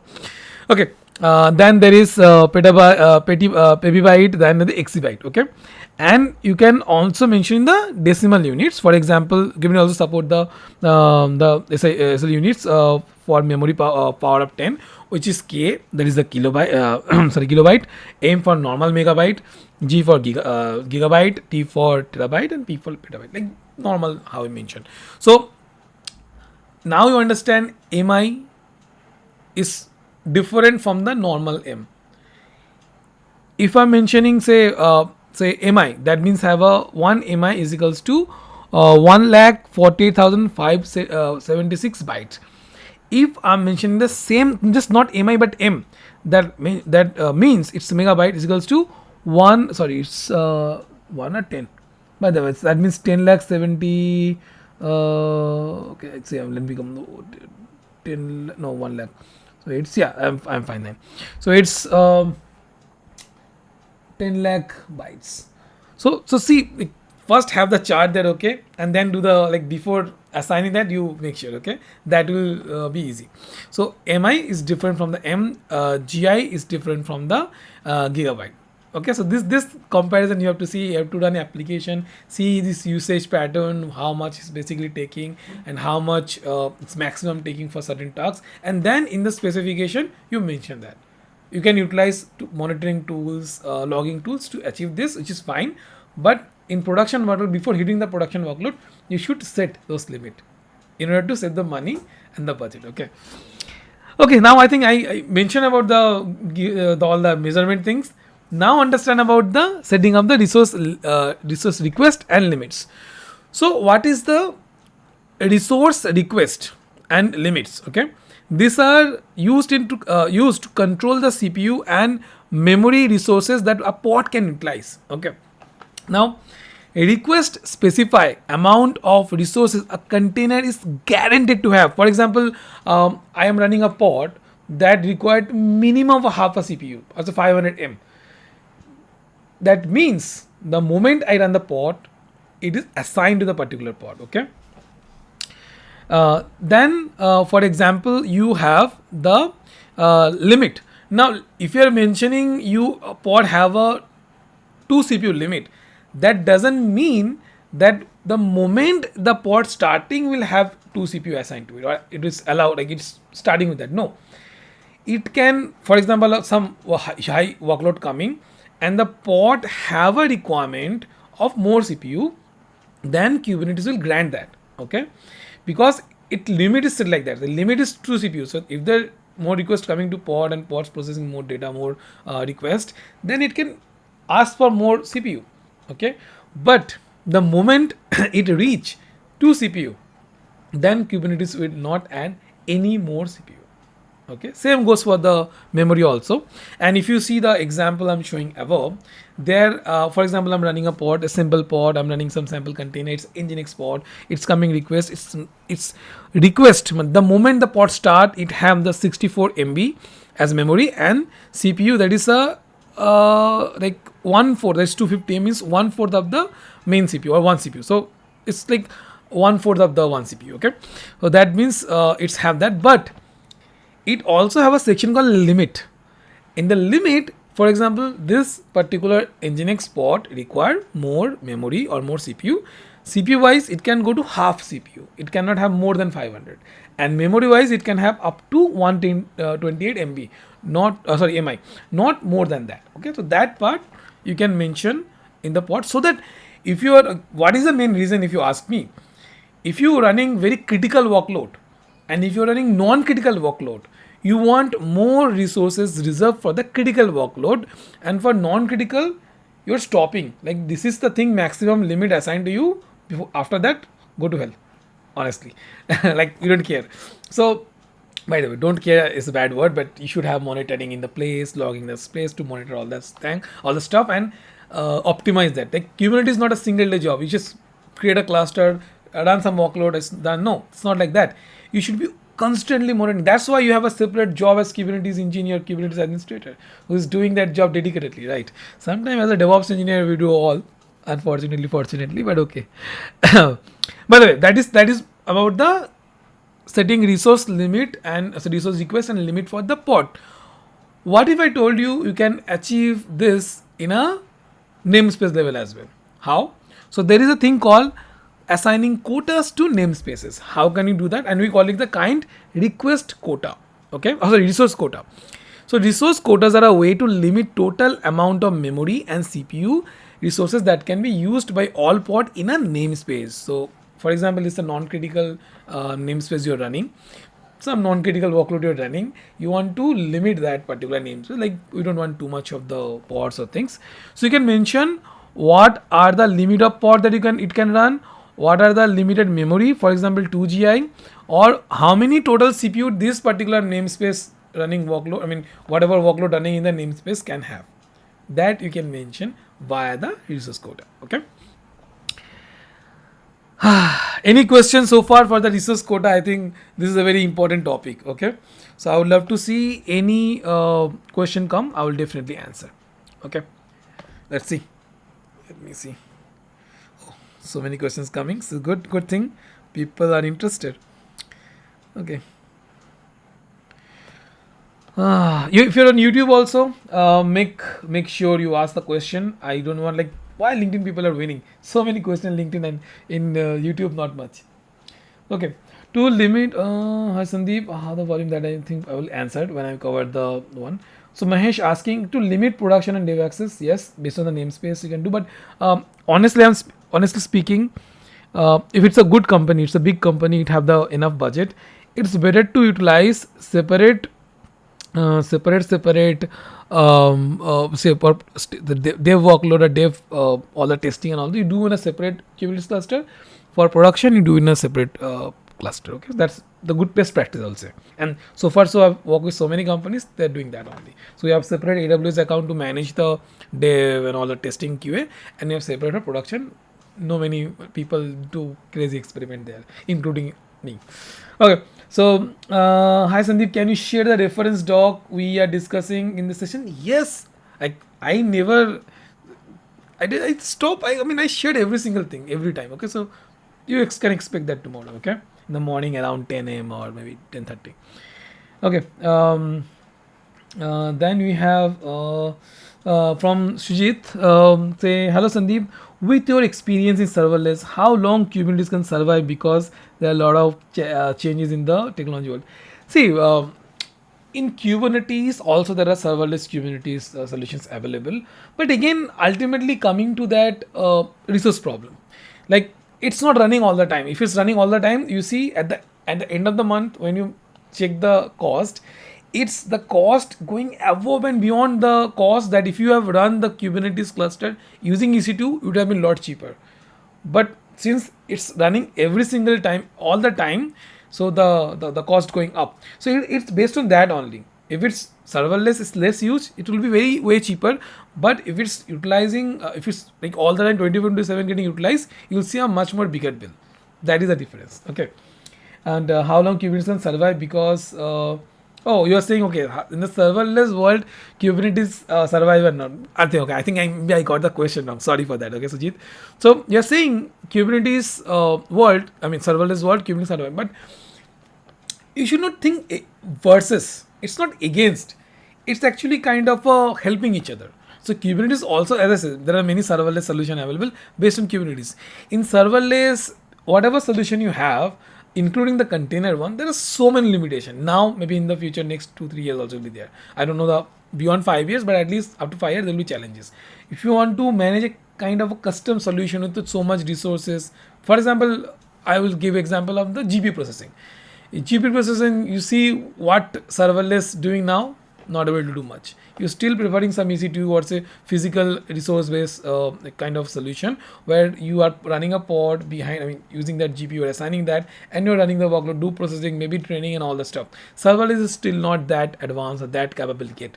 Of course, serverless is capable enough to run serve the web server request, doing small or say medium level job processing, but still doing high level things, Kubernetes with the help of the virtual machines still preferred. Okay. One question here from Mohammed. How do you assign quota? Say we can assign quota to pod level. For example, if we come to this, it's a good question. Okay, you can assign. Okay, wait. Yeah, so we can assign quota to pod. Okay, we can assign quota to the resource based usage, like the limits and the limit and request. We can do that for the namespaces. These are the two places mainly you can do that. And additionally, you can have so for example, you can have the node groups. Okay, in node group you can have critical node group as a separate name, and you can have non-critical as a different group name. Okay, where you mention that okay, this particular workload is not critical, you can run. If it's going out of the usage, fine, will not scale much. You can do like that kind of setup. Okay, so resource quota level or say limit level, you can achieve multiple ways, but mainly there is this what I've seen so far in the production, and this, and we're going to come to the tens toleration will come within few slides. Okay, so wait for up to that part.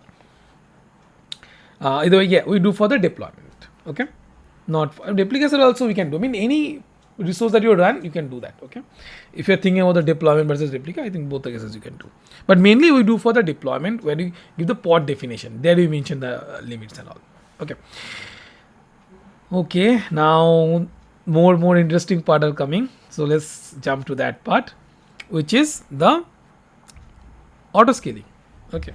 We can. I mean, the roadmap that I want to show you guys is much more nearer to the actual production thing or actual thing that we faced in the real life world. Okay, real life world, and there without autoscaling you cannot survive. You have to, like, the moment you create a particular cluster you're planning to run workload, you should have the HPA at least and the cluster CA or cluster autoscaler configured. Otherwise, you cannot call it a production level server. It's the basic bare minimum requirement to call a production level cluster production level itself.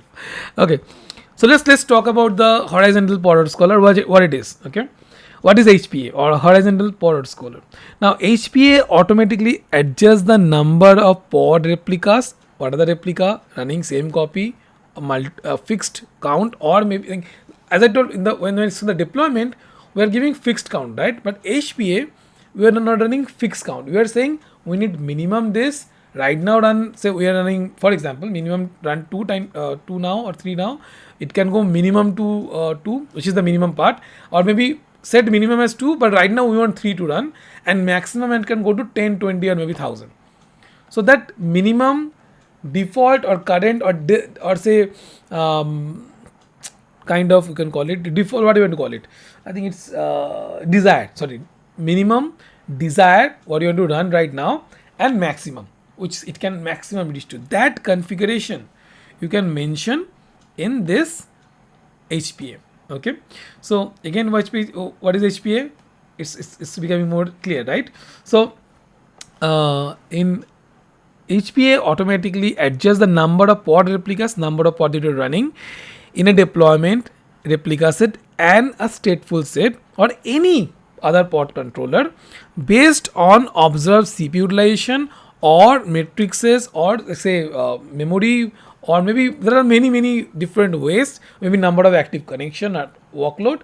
You can do this scaling part. Okay, and how it works? So basically, metrics monitoring, HPA collect metrics from either the Kubernetes metrics server, CPU usage, or custom metric you can assign yourself. Decision making, it can compare the current metrics with the value of target. Like, for example, currently it have the particular pod, or say average pods are running, say 60% CPU. The moment it's, for example, the limit, say, for example, the minimum target is at 50%, and it's reaching 60%, that it need to add more and more pods to minimize that particular workload, or say distribute the workload, so that the ultimate CPU usage will reach less than 50%.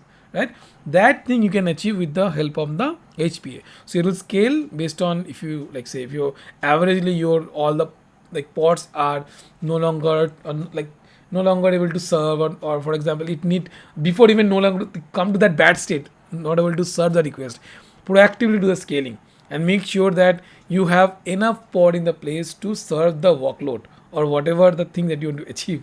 That part you can have that via the HPA, horizontal pod autoscaler, where you make sure you have enough pods running to serve the request, or to make sure everything working for your website or whatever the workload you're running on. Okay, that is the part here, which is horizontal pod autoscaler.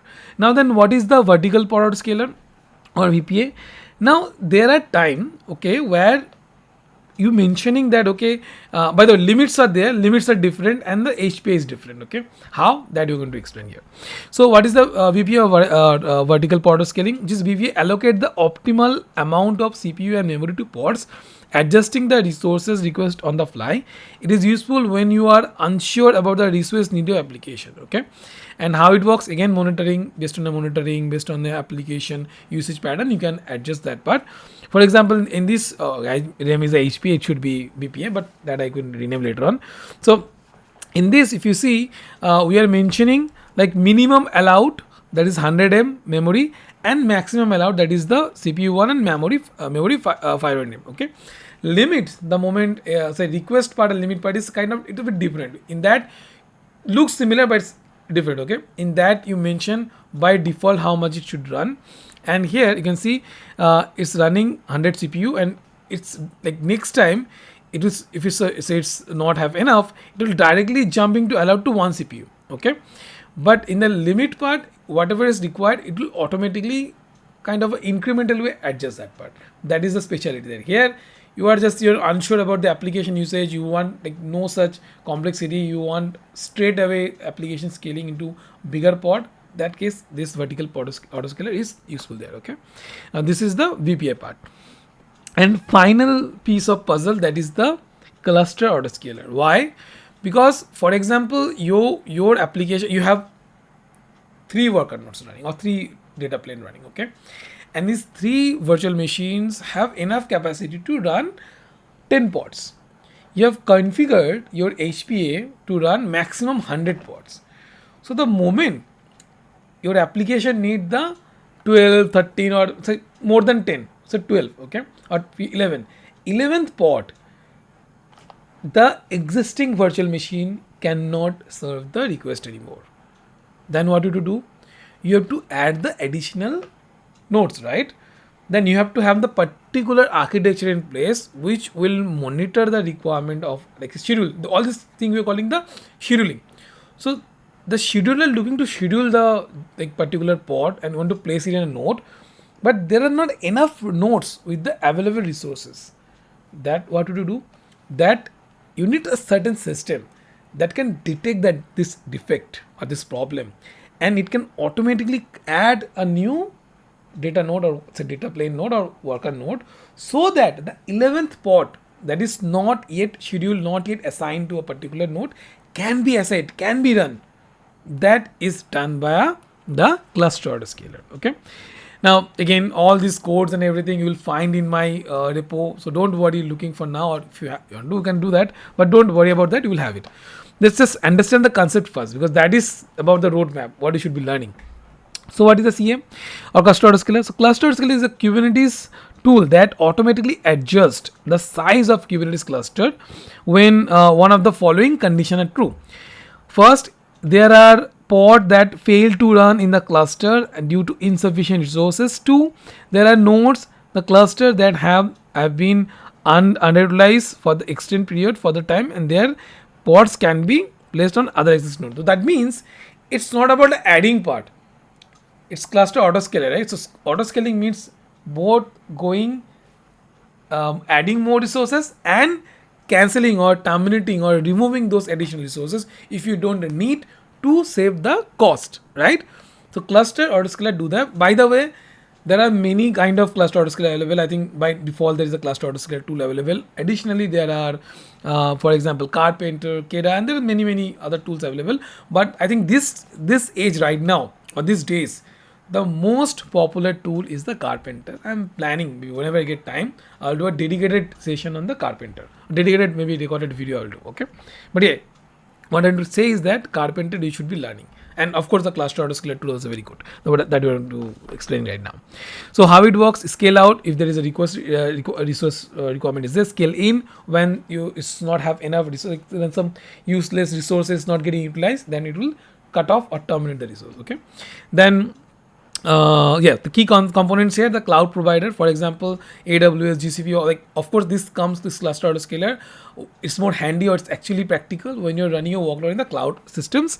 And of course, you're monitoring your resources, you have the pod distribution budget, and all these things are in place. Okay, so we're done with the cluster autoscaling, the autoscaling part. Okay, let's see if any question on that, and I will move on to the storage part next. Okay.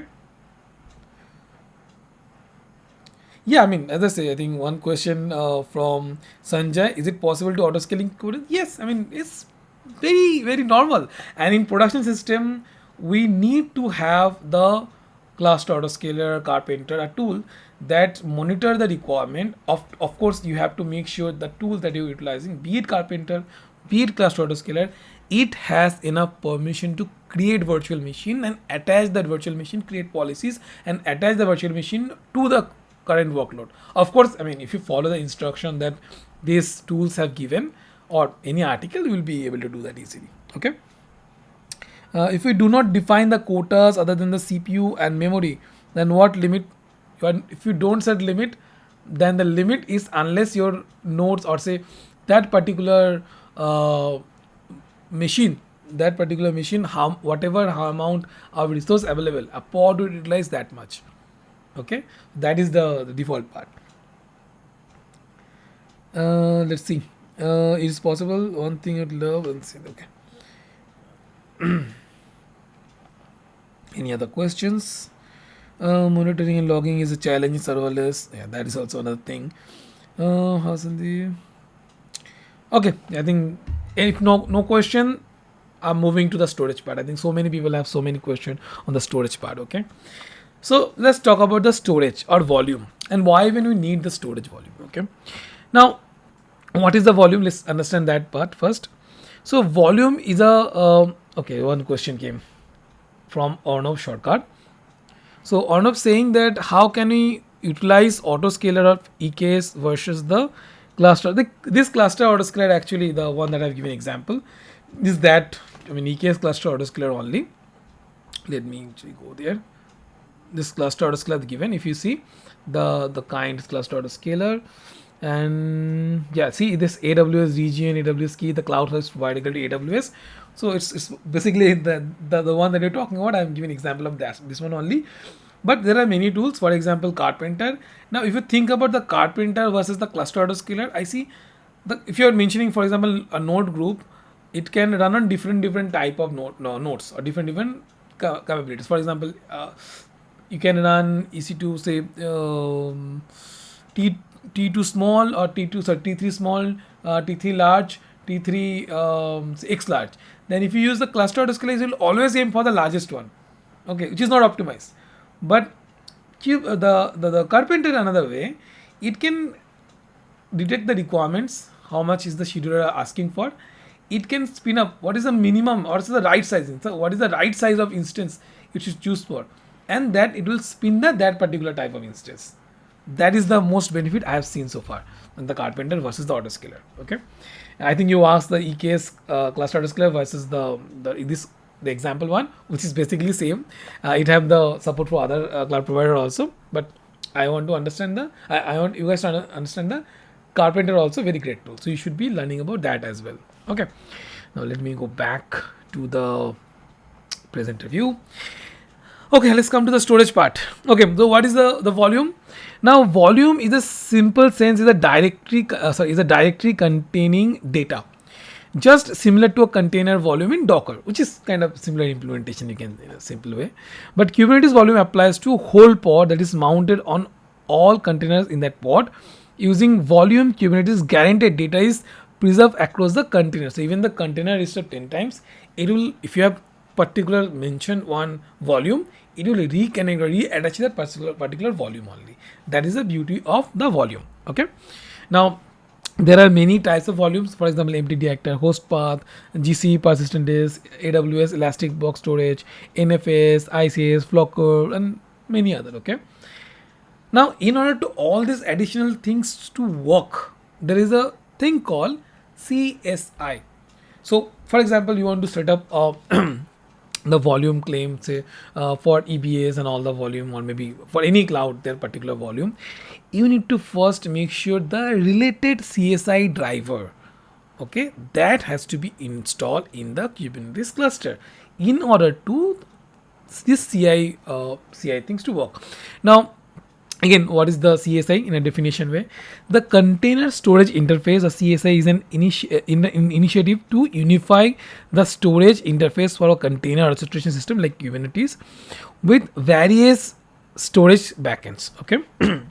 Now, prior to CSI, Kubernetes had provided specific plugin which led to maintainability and scalability issues. CSI abstract those details away and allowing you to storage provider to create plugins. For example, if you're running a Kubernetes cluster, you can have storage in Azure, you can storage have in GCP, you can storage as the volume claim, PVC and PV. You can have that. Of course, the AWS own EBS driver also. Okay. So what are the, by the way, so what are the this CSA driver available? AWS EBS CSA drivers support the integration of AWS Elastic Block Store into Kubernetes. Then you have the Google persistence disk CSI driver, which facilitate the use of Google Compute Engine persistence disk as the native cloud storage. Azure disk CSI driver allow the Azure to allow Azure disks and Azure file shares to be used the persistent volumes. NFS ESA driver provide a way to use NFS, which is the network file system resources, as persistent volumes like in Kubernetes. Open EBS, a leading open source project that provide a variety of storage solution for Kubernetes, including dynamic local PV. I use that one, very cool. Okay, provisioning and high availability. Sept CSA enable the Sept RBD, which is block storage, and Sept FS file system to be used for persistent storage volume, and VMware vSphere. Okay, these are the things. Now, if you ask me, like Sandeep, I'm running my workload in EKS driver. Should I be utilizing the Azure disk CSA driver? I will say no. See, if I think there are possibility I get used that I heard from one friend. I did not utilize myself, but I heard from a friend who have done this multi architecture, multi cluster architecture, something he was telling, multi cloud architecture. He done that, but he was saying so many issues, so many performance issues. Okay, and he saw me. I mean, he also like let me show all these issues. Okay, so that is why I will say it's better performance wise and all this thing. You should have a CSI. I mean, you should have. So, for example, you're running in EKS, then you should be utilizing the EBS as a volume or persistent volume and persistent volume claim. Okay, PVC and PVs. So that is should be there. Okay, so the volume part. Now there are these PVCs and PVs. I'm saying multiple time. If I started explaining, it can go a bit complicated. That's why I don't want to cover too much today. Just if I maybe have a dedicated session on the PV and PVCs. I want to do that. Right now, just understand these are all related to the volume, how it claim and how it should assign. Okay, that part. You will have a dedicated session on the PV and PVCs. Okay. For now, I'm telling you, you can learn. You can research about that. But I will do a separate session on that. Okay. For now, understand those are things here to get utilized if you are going to do the CSI driver implementation. Okay. Now, I think, by the way, any question? Can we add many kind of? Okay. Let's see. What is the question? It's from Naga saying that can we add so many kind types of objects on single YAML? I mean, yeah, you can do that. Because it's a kind list I have done. Kind is list and items. You can do like that. Okay. So yes, you can do that. There are like many ways. Even with the newer version of Kubernetes, you are getting new features added, right? So yeah. Just part separated by that 3 dot. Yeah, you can have that. Okay, let's see. Now let's talk about the networking. But before networking, any question about the volume, I will definitely answer them. Oh, okay, that's a very interesting question from I think, who is it? It's from Mahesh. Can volume move from one node to another node dynamically, unlike pods? Okay, so specifically, if you're thinking about when a EBS volume, for example, it's getting added, there I think this example, I think you have it probably. Yes, let me show you. See this part, this persistent volume claim. Okay, you see persistent volume claim there. Let me quickly check this. Mention what is the kind of volume it is. Okay, first, I don't know if it's visible on the screen or not. Probably visible. See the right side where it's mentioning what is the class we are creating. This is about the, for example, EBS. Then we are getting persistent volume claim mentioning here. The important thing that you should be looking for is the policy. Let me see if I've given the, yeah. I think I missed giving that. So there is a policy how it should, like if a pod get detached, should it reattachable, should this volume cling or the volume drive should be removed. There you can mention all these policies. Okay, that you should be. I hope I should have included that. I think I missed it. Mount path. No, I missed that probably. That's a specification we can mention, like how it should do.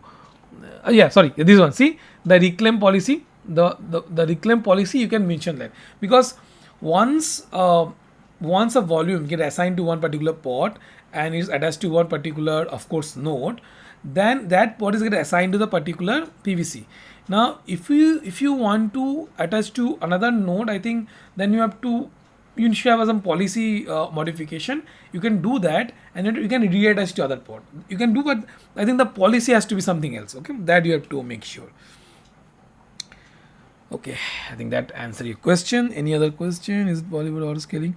I think yeah, reclaim. Yeah, that's the thing. Reclaim policy. That you have to adjust. Okay, let's move to the networking part. Again, in ideal world, you will be working with the microservices, right? And in microservices mean it's service to service communication. And what is exactly service I'm coming? But before going all that, there is a pod to pod networking happens. Okay, and you can have a kind of virtual network over a pod, or you can just adjust that. Okay.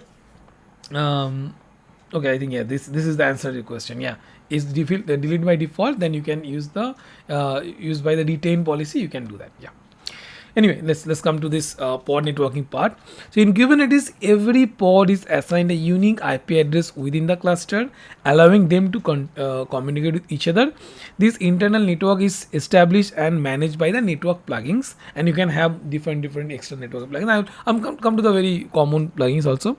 The use cases ensuring the pods can communicate via each other. Communicate with each other and with other resources in the cluster, regardless of which node they reside on, because you might have say front end running on, that's not a good example. For example, good example will be, you have one namespace, one pod, you have MongoDB running or maybe MySQL running. In one pod, in another namespace, maybe another node itself, you have application running, maybe Node.js, maybe Python, maybe Java, Go, Lang. That application want to communicate with the MongoDB and do some write database to make the API call, read some data from the database. But if that pod cannot talk with the another pod, that will be problem, right? So you can achieve that via this particular pod networking. There are even better way I'm going to talk about. There is a service part, but it's a good thing to have. You can achieve that one pod to pod networking, or maybe there are many cases that you need to you can do that part to achieve this pod networking. You can have many use cases. Okay, basically in such cases where one pod need to talk with other pod. Okay, now more sophisticated way is actually to have a service. Now let's come to the service part. What is service? So it's the abstract way to expose an application running on a set of pods as a networking service. So you don't want to allow the pod to pod communication, or maybe you are allowing, not allowing, different fact, but there are multiple pods running and you want to connect to the service, because one pod can get die, right? Because, and it have of course individual IP, it can die and can be separate pod, could be different IP or same IP, but that's not a factor. Based on some kind of metadata or annotation, not annotation, say labeling and matching, you have to make sure you identify a group of pod that is running a similar kind of application. For example, ReplicaSet, you can give an example like that. ReplicaSet or what? Same copy running multiple copies, right? For example, Node.js copy of one particular e-commerce application, you're running in the pod, it's running same copy. Okay, and it's then giving you don't want the another pod to talk with one simple pod. That's not a good idea. What is better idea? You have service set, a networking service, ultimately which is forwarding the request to different pods of same type, which is the group of similar pods. That way, the what will happening here? That way, you're not talking with a single pod but a service. Then service have backend have different pods, which is forwarding the request to. This way, even if one pod died, new pod came, you are adding just separate pods, via the service you can communicate. So you have better scaling also, right? This way. So this is what we call the service. It's a way where you, for any reason you want to communicate with your running pods, you should be going via the services. Good example is a database pod. You can have the different replicas. So then in the service it will come. Then the service, it's, for example, it could be a load balancer service. It could be a simple networking weighted service. It could be any kind of service. That service will forward the request to the particular suitable pod.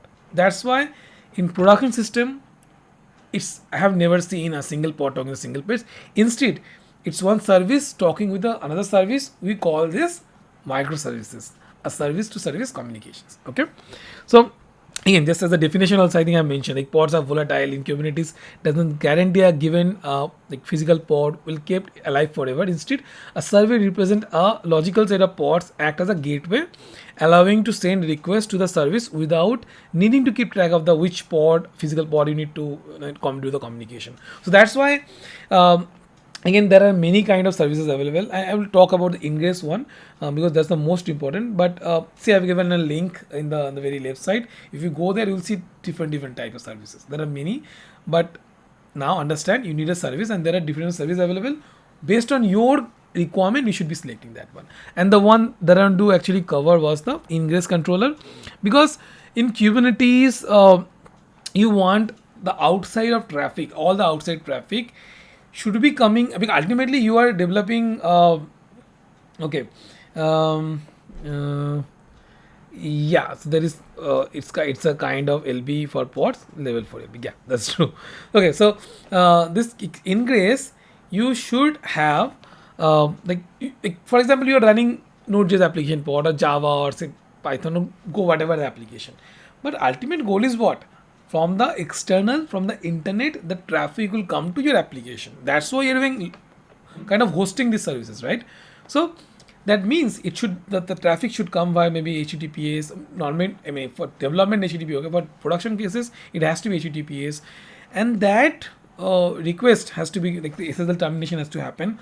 All these things has to be managed via Ingress controller, and there are many Ingress controller available popularly. For example, Nginx, then it could be application load balancer from AWS. So there are this Ingress controller. You can have different plugin and drivers also to maintain. Like, for example, is AWS, then EKS. If you want Nginx, you can have the Nginx driver. So or Nginx configured as an Ingress controller. So you can do that. You can achieve that, and then you can forward the traffic to different services, okay, or ultimately different application pods, right? That you can manage. That is the Ingress controller, okay. So as a definition, in Kubernetes, an Ingress is an API object that manages the external access to the services in the cluster, typically HTTP, HTTPS. It provides HTTP, HTTP routing to service-based set of the rules, including hostname and paths. Use cases, for example, exposing multiple services under a single IP address, SSL termination, name-based virtual hosting, and more. Okay, because in one single Kubernetes cluster, you can have multiple domain to be mapped to multiple different services. All the routing, all the how the port should, how the traffic should be forwarded based on the host name, based on the path, based on the port. All you can manage via the Ingress controller. That's why Ingress controller is important when you're learning the Kubernetes, when you're going to manage the different workloads in the Kubernetes. Okay, is it a application gateway like Azure Ingress? Yeah, that only. For AWS is the I think the Ingress controller is the kind of a load balancers. For Azure is the Azure Ingress controller. Yes. Okay, now yeah, level C LB is offered on the level 7. Yes. Now let's go. Windows. Okay, I think this one I want to cover a very important one.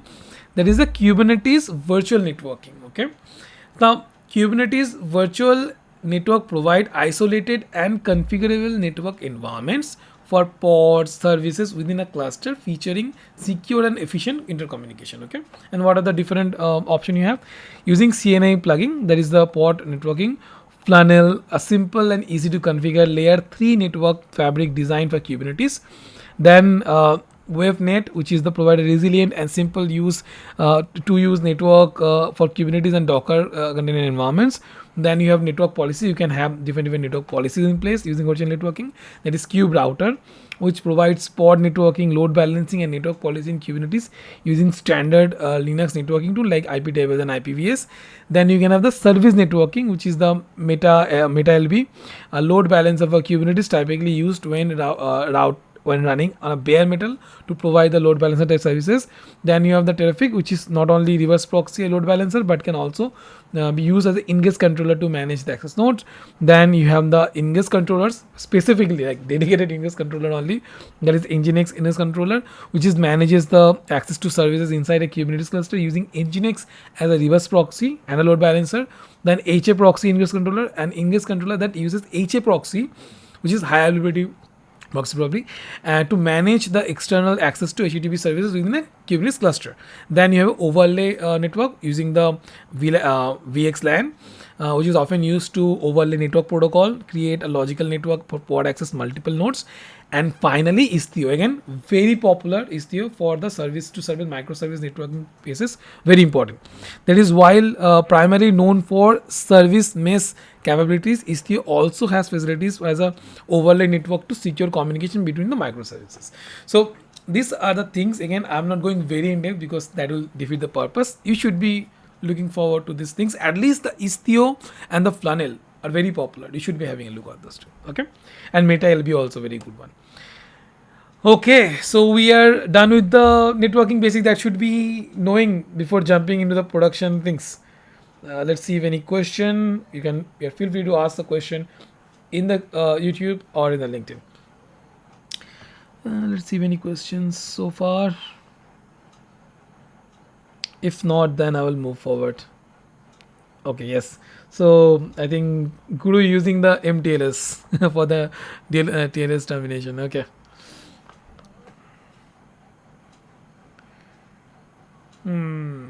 Volume to hard disks. How can you logically move the volumes to solve a big issue? True. Yeah, they can say the reclaim policy will be able to do that. Okay, so no question on the networking. Okay, and by the way, I'm also using ECO for I think 2 production clients. It's a good one. Okay, if no question, then I will move to the next one and let's see what we have next. Security. Who loves the security part?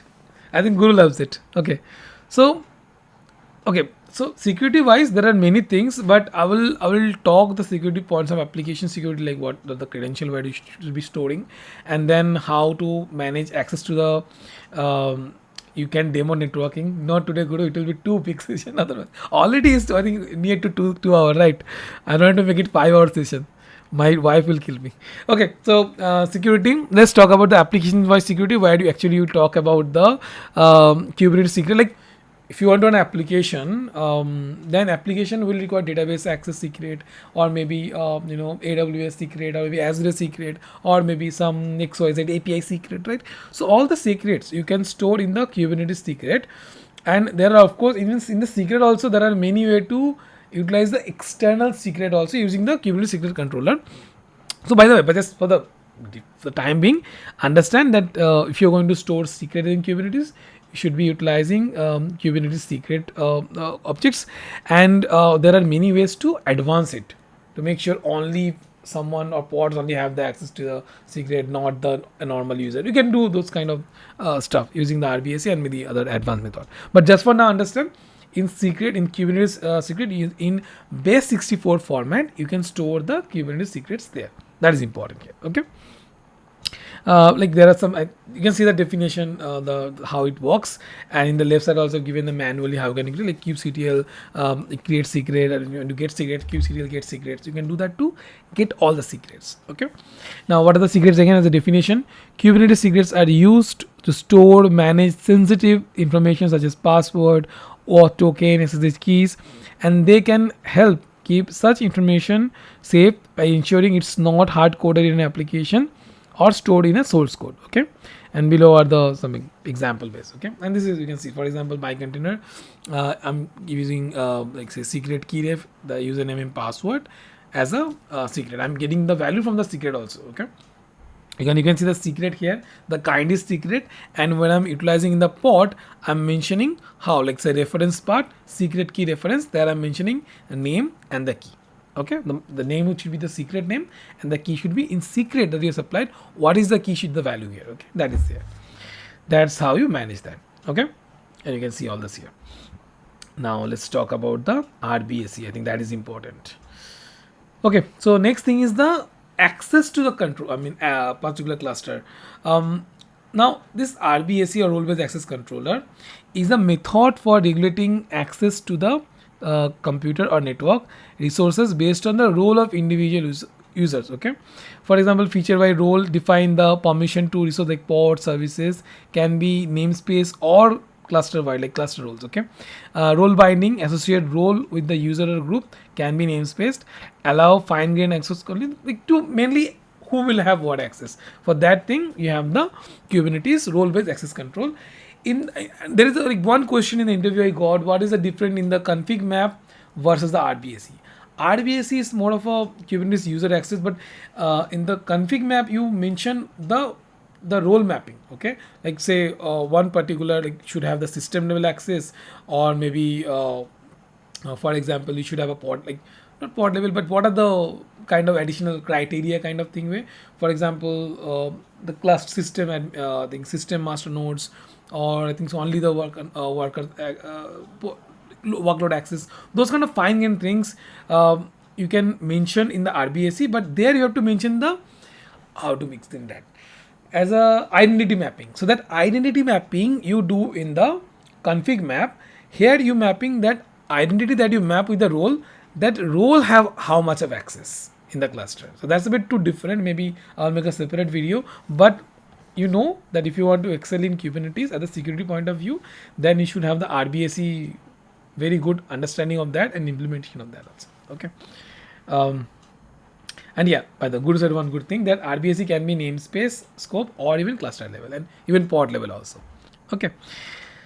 Now Kubernetes network security. Why is important? Because network, of course, there are like you can do many vulnerable things. So adding these things will make it a bit more secure.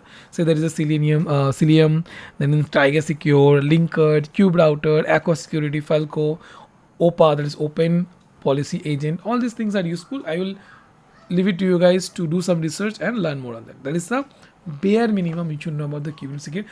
By the way, it's like a big sea. What I'm seeing is just a bucket from the sea, honestly. Okay, this security part is way advanced stuffs are there. I mean, I'm not that much aware of so many things because I may not be a Kubernetes security expert. I'm more of a scaling server guy, maintenance, management of thing, automation kind of stuff guy. Okay, but those guys who know what they're doing security stuff, they're at another level. Okay, you should have this kind of idea if you want to go to the deep security parts. Okay, so I talked a lot about this this particular security part and all the stuff. Any questions? If any, do feel free to ask. Otherwise, I'm moving to the this particular scheduling part next. Okay. Let's see what is the question. Otherwise, I'll move to the scheduling part. Case networking, how can you restrict the pod access within a namespace even though we use complete Kubernetes service? Yeah, I mean, that's it. There are different tools and different policies available. You can utilize these things. You can use Istio also. There are many ways to achieve that part. Okay. So as I say, these tools and the policies, by mainly the policies you can, network policies, you can do that. Okay. Okay, yeah, I think Kubernetes Guru was already saying network policy. Yes, network policy, you can do that. Okay, now let's jump into the scheduling part. So what is scheduling? It's about how to schedule pod in a particular node or in a particular node group. Okay, that we do. First, let's understand the affinity and the anti-affinity. What is this? So, and by the way, this question get asked in the interview, so listen very carefully. So in affinity, allow you to specify rules about how pod should be scheduled relative to other pods. For example, can be used we can use like place pods on the same node. For example, we are running three pods. maybe ReplicaSets, for example, not ReplicaSets, and it's going to be stateful set. Okay, in stateful set, maybe you want some anti-affinity, which is making sure it's not in the same node. Okay, it should be different. Affinity could be example replicas, for example. You want it to be in the same node that you want to utilize, so that it will be much more better performance. Okay, now that is there. Okay, that's the affinity part. Anti-affinity, ensure that two pods don't end up on the same node. Okay, maybe to achieve better availability or high availability, you want to make sure that not all the same, like all the pods move into the same node, because if this node goes down, then again for any reason that node going down, okay, or the virtual machine going down, maybe for maintenance, okay, then a new node will get created, and then the automatically only the workload will get transferred there, but that could be a downtime, right? To avoid that, you can have the anti-affinity to make sure it's spreading across multiple nodes. Even if one or two node get, or say worker node or say control as a data node got die, you have make sure that your application available, it's serving the request. Those kind of things. Knowing affinity and anti-affinity is important in that perspective. Okay. Then we have the taints and toleration. This is very, very interesting and also very important, specifically production environment.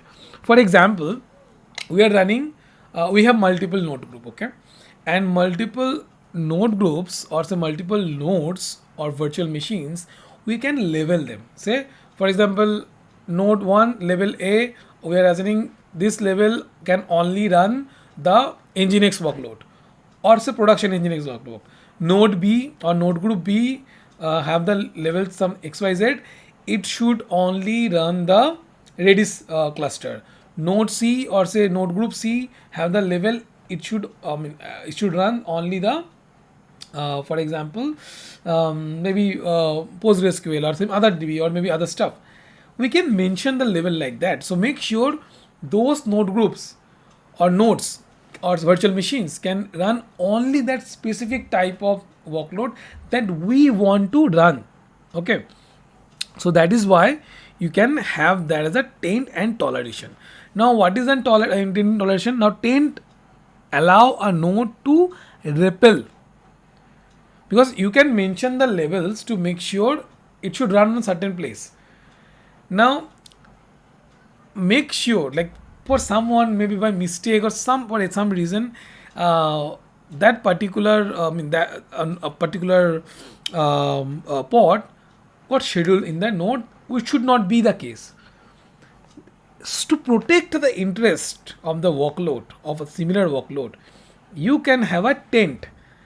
Taint makes sure that if a pod is not designed to run or designed to tolerate the taint, that means a taint means like go push, come, go away from me, that kind of thing, taint.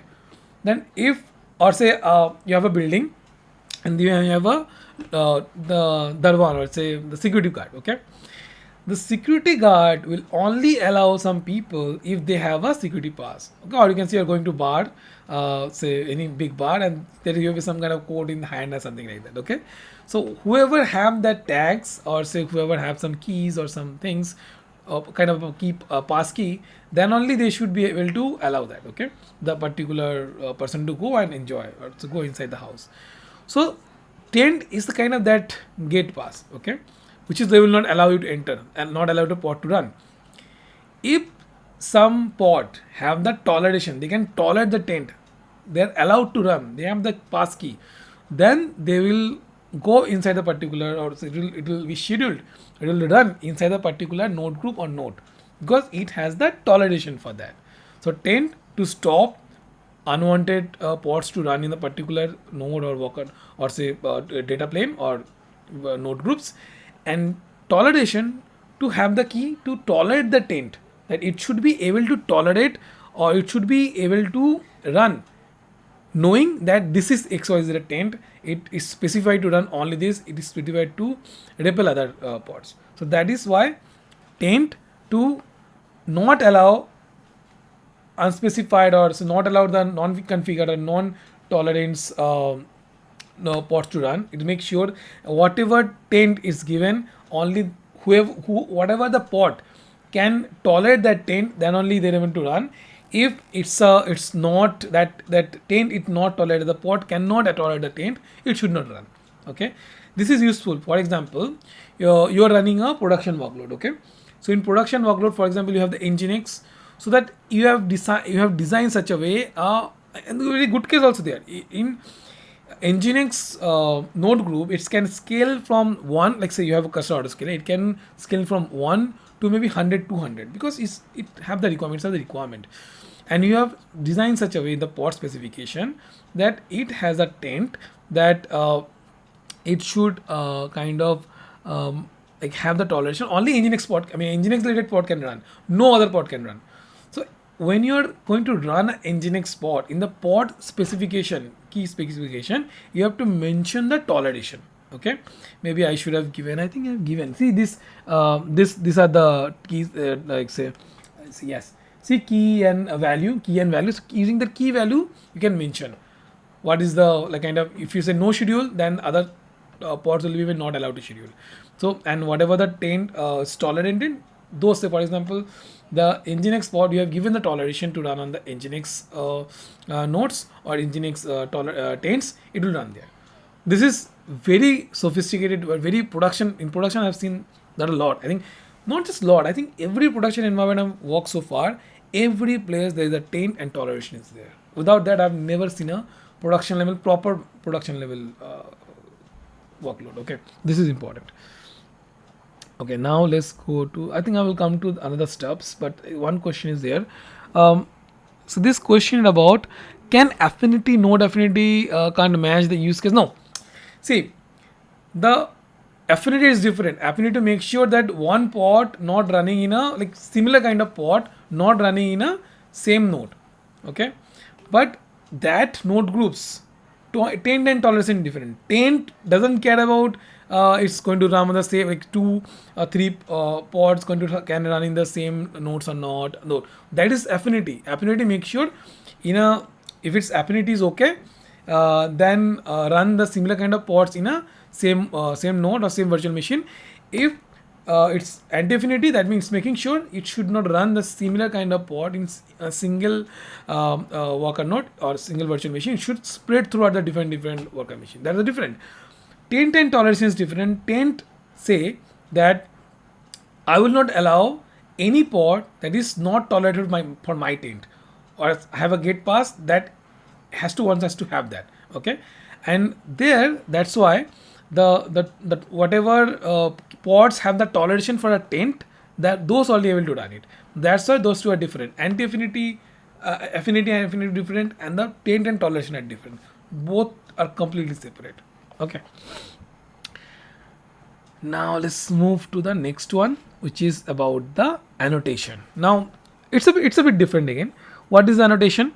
So annotation is about the making sure there's a mechanism to a kind of additional configuration value. You can see this part. Okay, in annotation, for example, allow ports.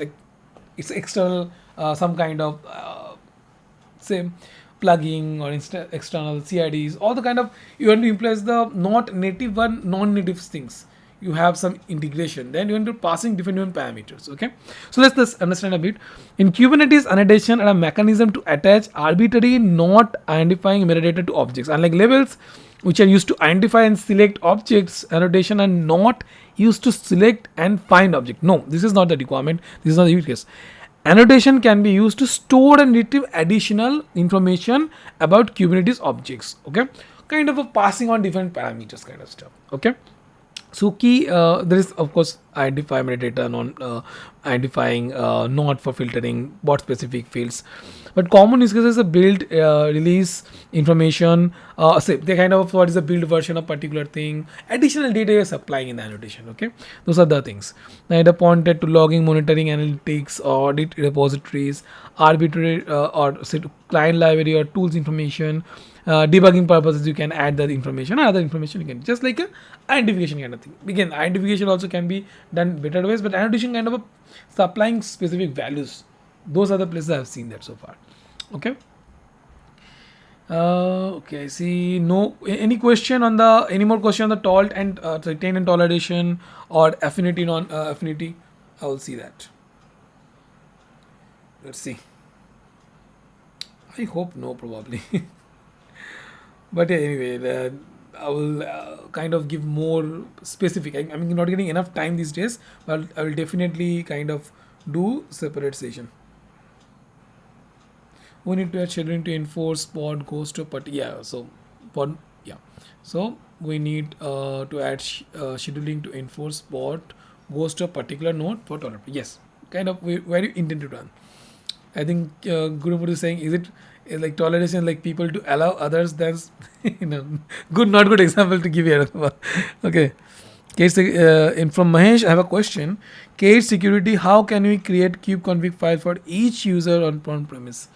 There is a, I think, way, but I have to go further to it. I can maybe later on. I think there is a way, but right now I don't remember, to be honest. But there is a way, I think. How can you restrict the pod access within? I think that's already covered. Okay, not any question. I think we are coming to end, guys. So kind of, I think maybe by more 15-20 minutes we'll be done. Okay, and this is recorded version, so you can come back and check the session later on. So we are now talking about the monitoring, and this is the end phase, because we, by the way, this doesn't mean that this is end here. There is n number of many things are there. This is just a scratch to give you a starting journey, like how you should start, what are the basic things you have to learn, you have to kind of used to in order to strive or survive in as a Kubernetes engineer, or maybe as a DevOps engineer, to work in the Kubernetes workload. This is the bare minimum things I'm saying in production environment you should be learning about. Okay, by the way, Kubernetes dashboard, you can just search about it in Kubernetes default. You can enable the dashboard, you can do port forwarding, or you can have a separate way to check all the resources. It's dangerous to expose to public because there are more controls, but you can do port forward, and you can do from check from the locals. Okay, you can do that easily.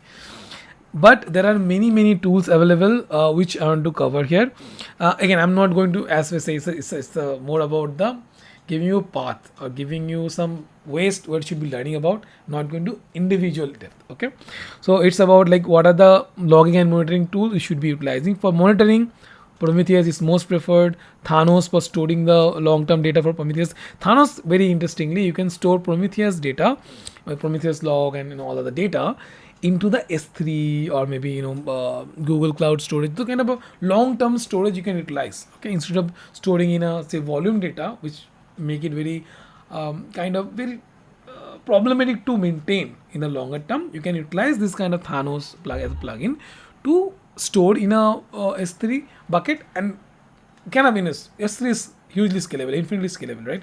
You can store as much data as you want there, Prometheus level data. Okay, then you have Grafana to check the Prometheus data, IndexDB data, all the dashboards, good looking things, see the how data getting utilized, how much the network usage, how much is the CPU usage, and all this data that is collected from Prometheus, or say or other any log aggregation tool, or maybe metrics aggregation tool. You can do that. By the way, what is the metrics? Metrics about the information, like say how much CPU usage, how much the RAM usage. Over the time you collect the data points, and you can see the metrics going up, down, all this kind of thing. That your metrics. Okay, and logs, the logs, system logs that you're running application is getting any issues, debug logs, info logs, failure logs, all those things. You can, to get more information about the root cause finding, you need more logs. Okay, now there is Nagios, a widely used open source tool for monitoring system suitable for system suitable for monitoring system health, network devices and services, and alerting kind of capabilities. Zabbix, also very good tool here. I use Zabbix for one client, very good tools. Okay, then you have New Relic, again it's a paid tool but good one. Then you have Sensu, a flexible monitoring pipeline, the focus on observability. Then for logging, like to see the live logs, to check the to searching about the logs, all those advanced things you can do the logs. For that there are many multiple tools available. For example, Elasticsearch, which is a distributed RESTful search analytics engine, often used for backbone for log analytics and searching, combination with Logstash and Kibana, which ultimately we call that ELK stack. Okay, then we have Logstash, an open source server-side data processing pipeline used for ingesting, transforming, and shipping logs and event from various sources into Elasticsearch.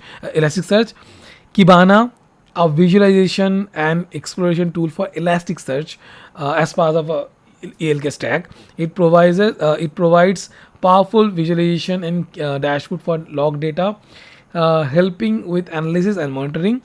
Fluentd, an open source data collector for unified logging, used for collecting logs from various sources and forwarded them to multiple output, including Elasticsearch or maybe CloudStorage, for example, CloudWatch. Okay. Then you have the Greylog, an open source log management platform used for aggregation, indexing, analyzing the log data, and yeah, you can get, then you see the logs, you can do the analyze and all that. Papertrail, I think is a paid, I think. So a cloud-based log management system, ideal for aggregating logs from various system for real-time viewing and searching and alerting. Sumo Logic, I think it's a paid on too. That is a cloud-native machine data analytics service used for real-time log management and security monitoring across the hybrid cloud environments.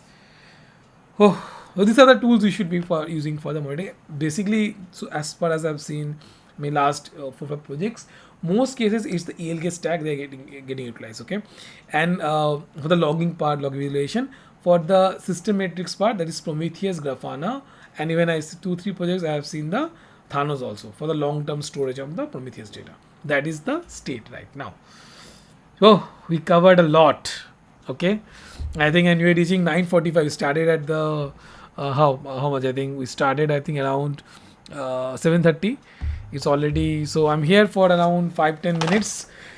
I see still 20 people watching. That's surprising, because normally what happen when I'm conversation is only 10. Like, that much patience is have with the 10-15 people only. That's good to see. So many, like more than 15 people, 20 people today. So any question if you have, I'm all yours. You can go ahead and I will definitely answer. Or that if not, then I will go to my baby and she's kind of crying. So I don't know why. So I have to see and check that part. Any question? Go ahead. Thank you, Guru. I think it's from the daughter. I think. Okay. Let's see. Any question? Feel free to. Okay, which is better, Mimir or Thanos? I said Thanos. Maybe it's good, but I like the Thanos better. Okay.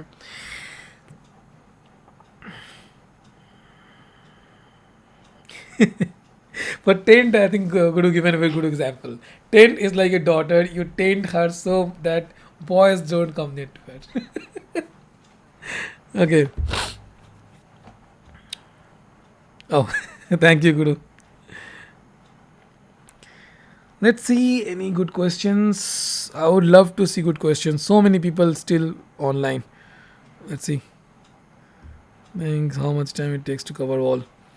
I think so much time. You have to, it's on the personal. Like, see, one question from Mayank saying how much time it takes to cover all. It will take some time. Okay. For me, I think I'm working in Kubernetes from last how many years? Probably 6-7 years. But yeah, it's not like you also need to master them in these days with the advancement of the AI, with the advancement of so many articles. My good friend, the thing, Sarvanan doing excellent job, Bivin doing good things. There are many other people who I admire, specifically Shayad doing a good job. Muthu is there also sharing a lot of good knowledge. Those are the people you should be following. Okay, those are the kind of more dedicated people towards the Kubernetes stuff. I mean, see, for me is the case. Yes, I'm working on a voice by. Sometimes working for 8-9 months, and then again move to other projects, working in the say AWS part. Then again moving to programming. I'm kind of doing all in the same way. I'm also doing programming most of the time in Go, Python, JavaScript, Node.js. I'm also doing this Kubernetes stuff. Of course, you guys know a lot of doing these days. The last 2-3 months is the very exceptionally high Kubernetes projects from very big clients, which I'm loving it. I get to know inner out of them. Database, I'm working with the databases, so it's good. All in all, good experience, good knowledge, all of the things. Yeah, any question? Feel free to ask me. You have more 5 minutes. If not, then I'm going to other room. By the way, if you're new to my channel, please do subscribe my channel. It make my morale high, and do ask question in LinkedIn.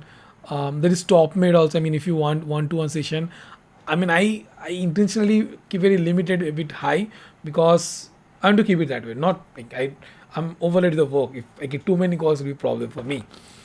And see, I don't do any promotion, any sponsors, because those are useless tools. They want promote things, and I'm like, I think I can manage my life enough with the job, some social works, and all this good.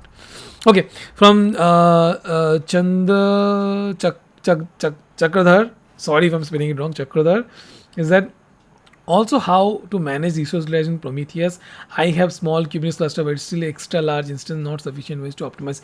Yeah, so in Prometheus, there is a way to limit the resource usage. You can, there is even openly allowed policy available. So go to Google and look for the Prometheus limitation, policy limitation. You'll find it. You attach with the Kubernetes. I think he's probably utilizing the ELK all in one stack. So just add some additional configuration. If you're using Helm chart, even better.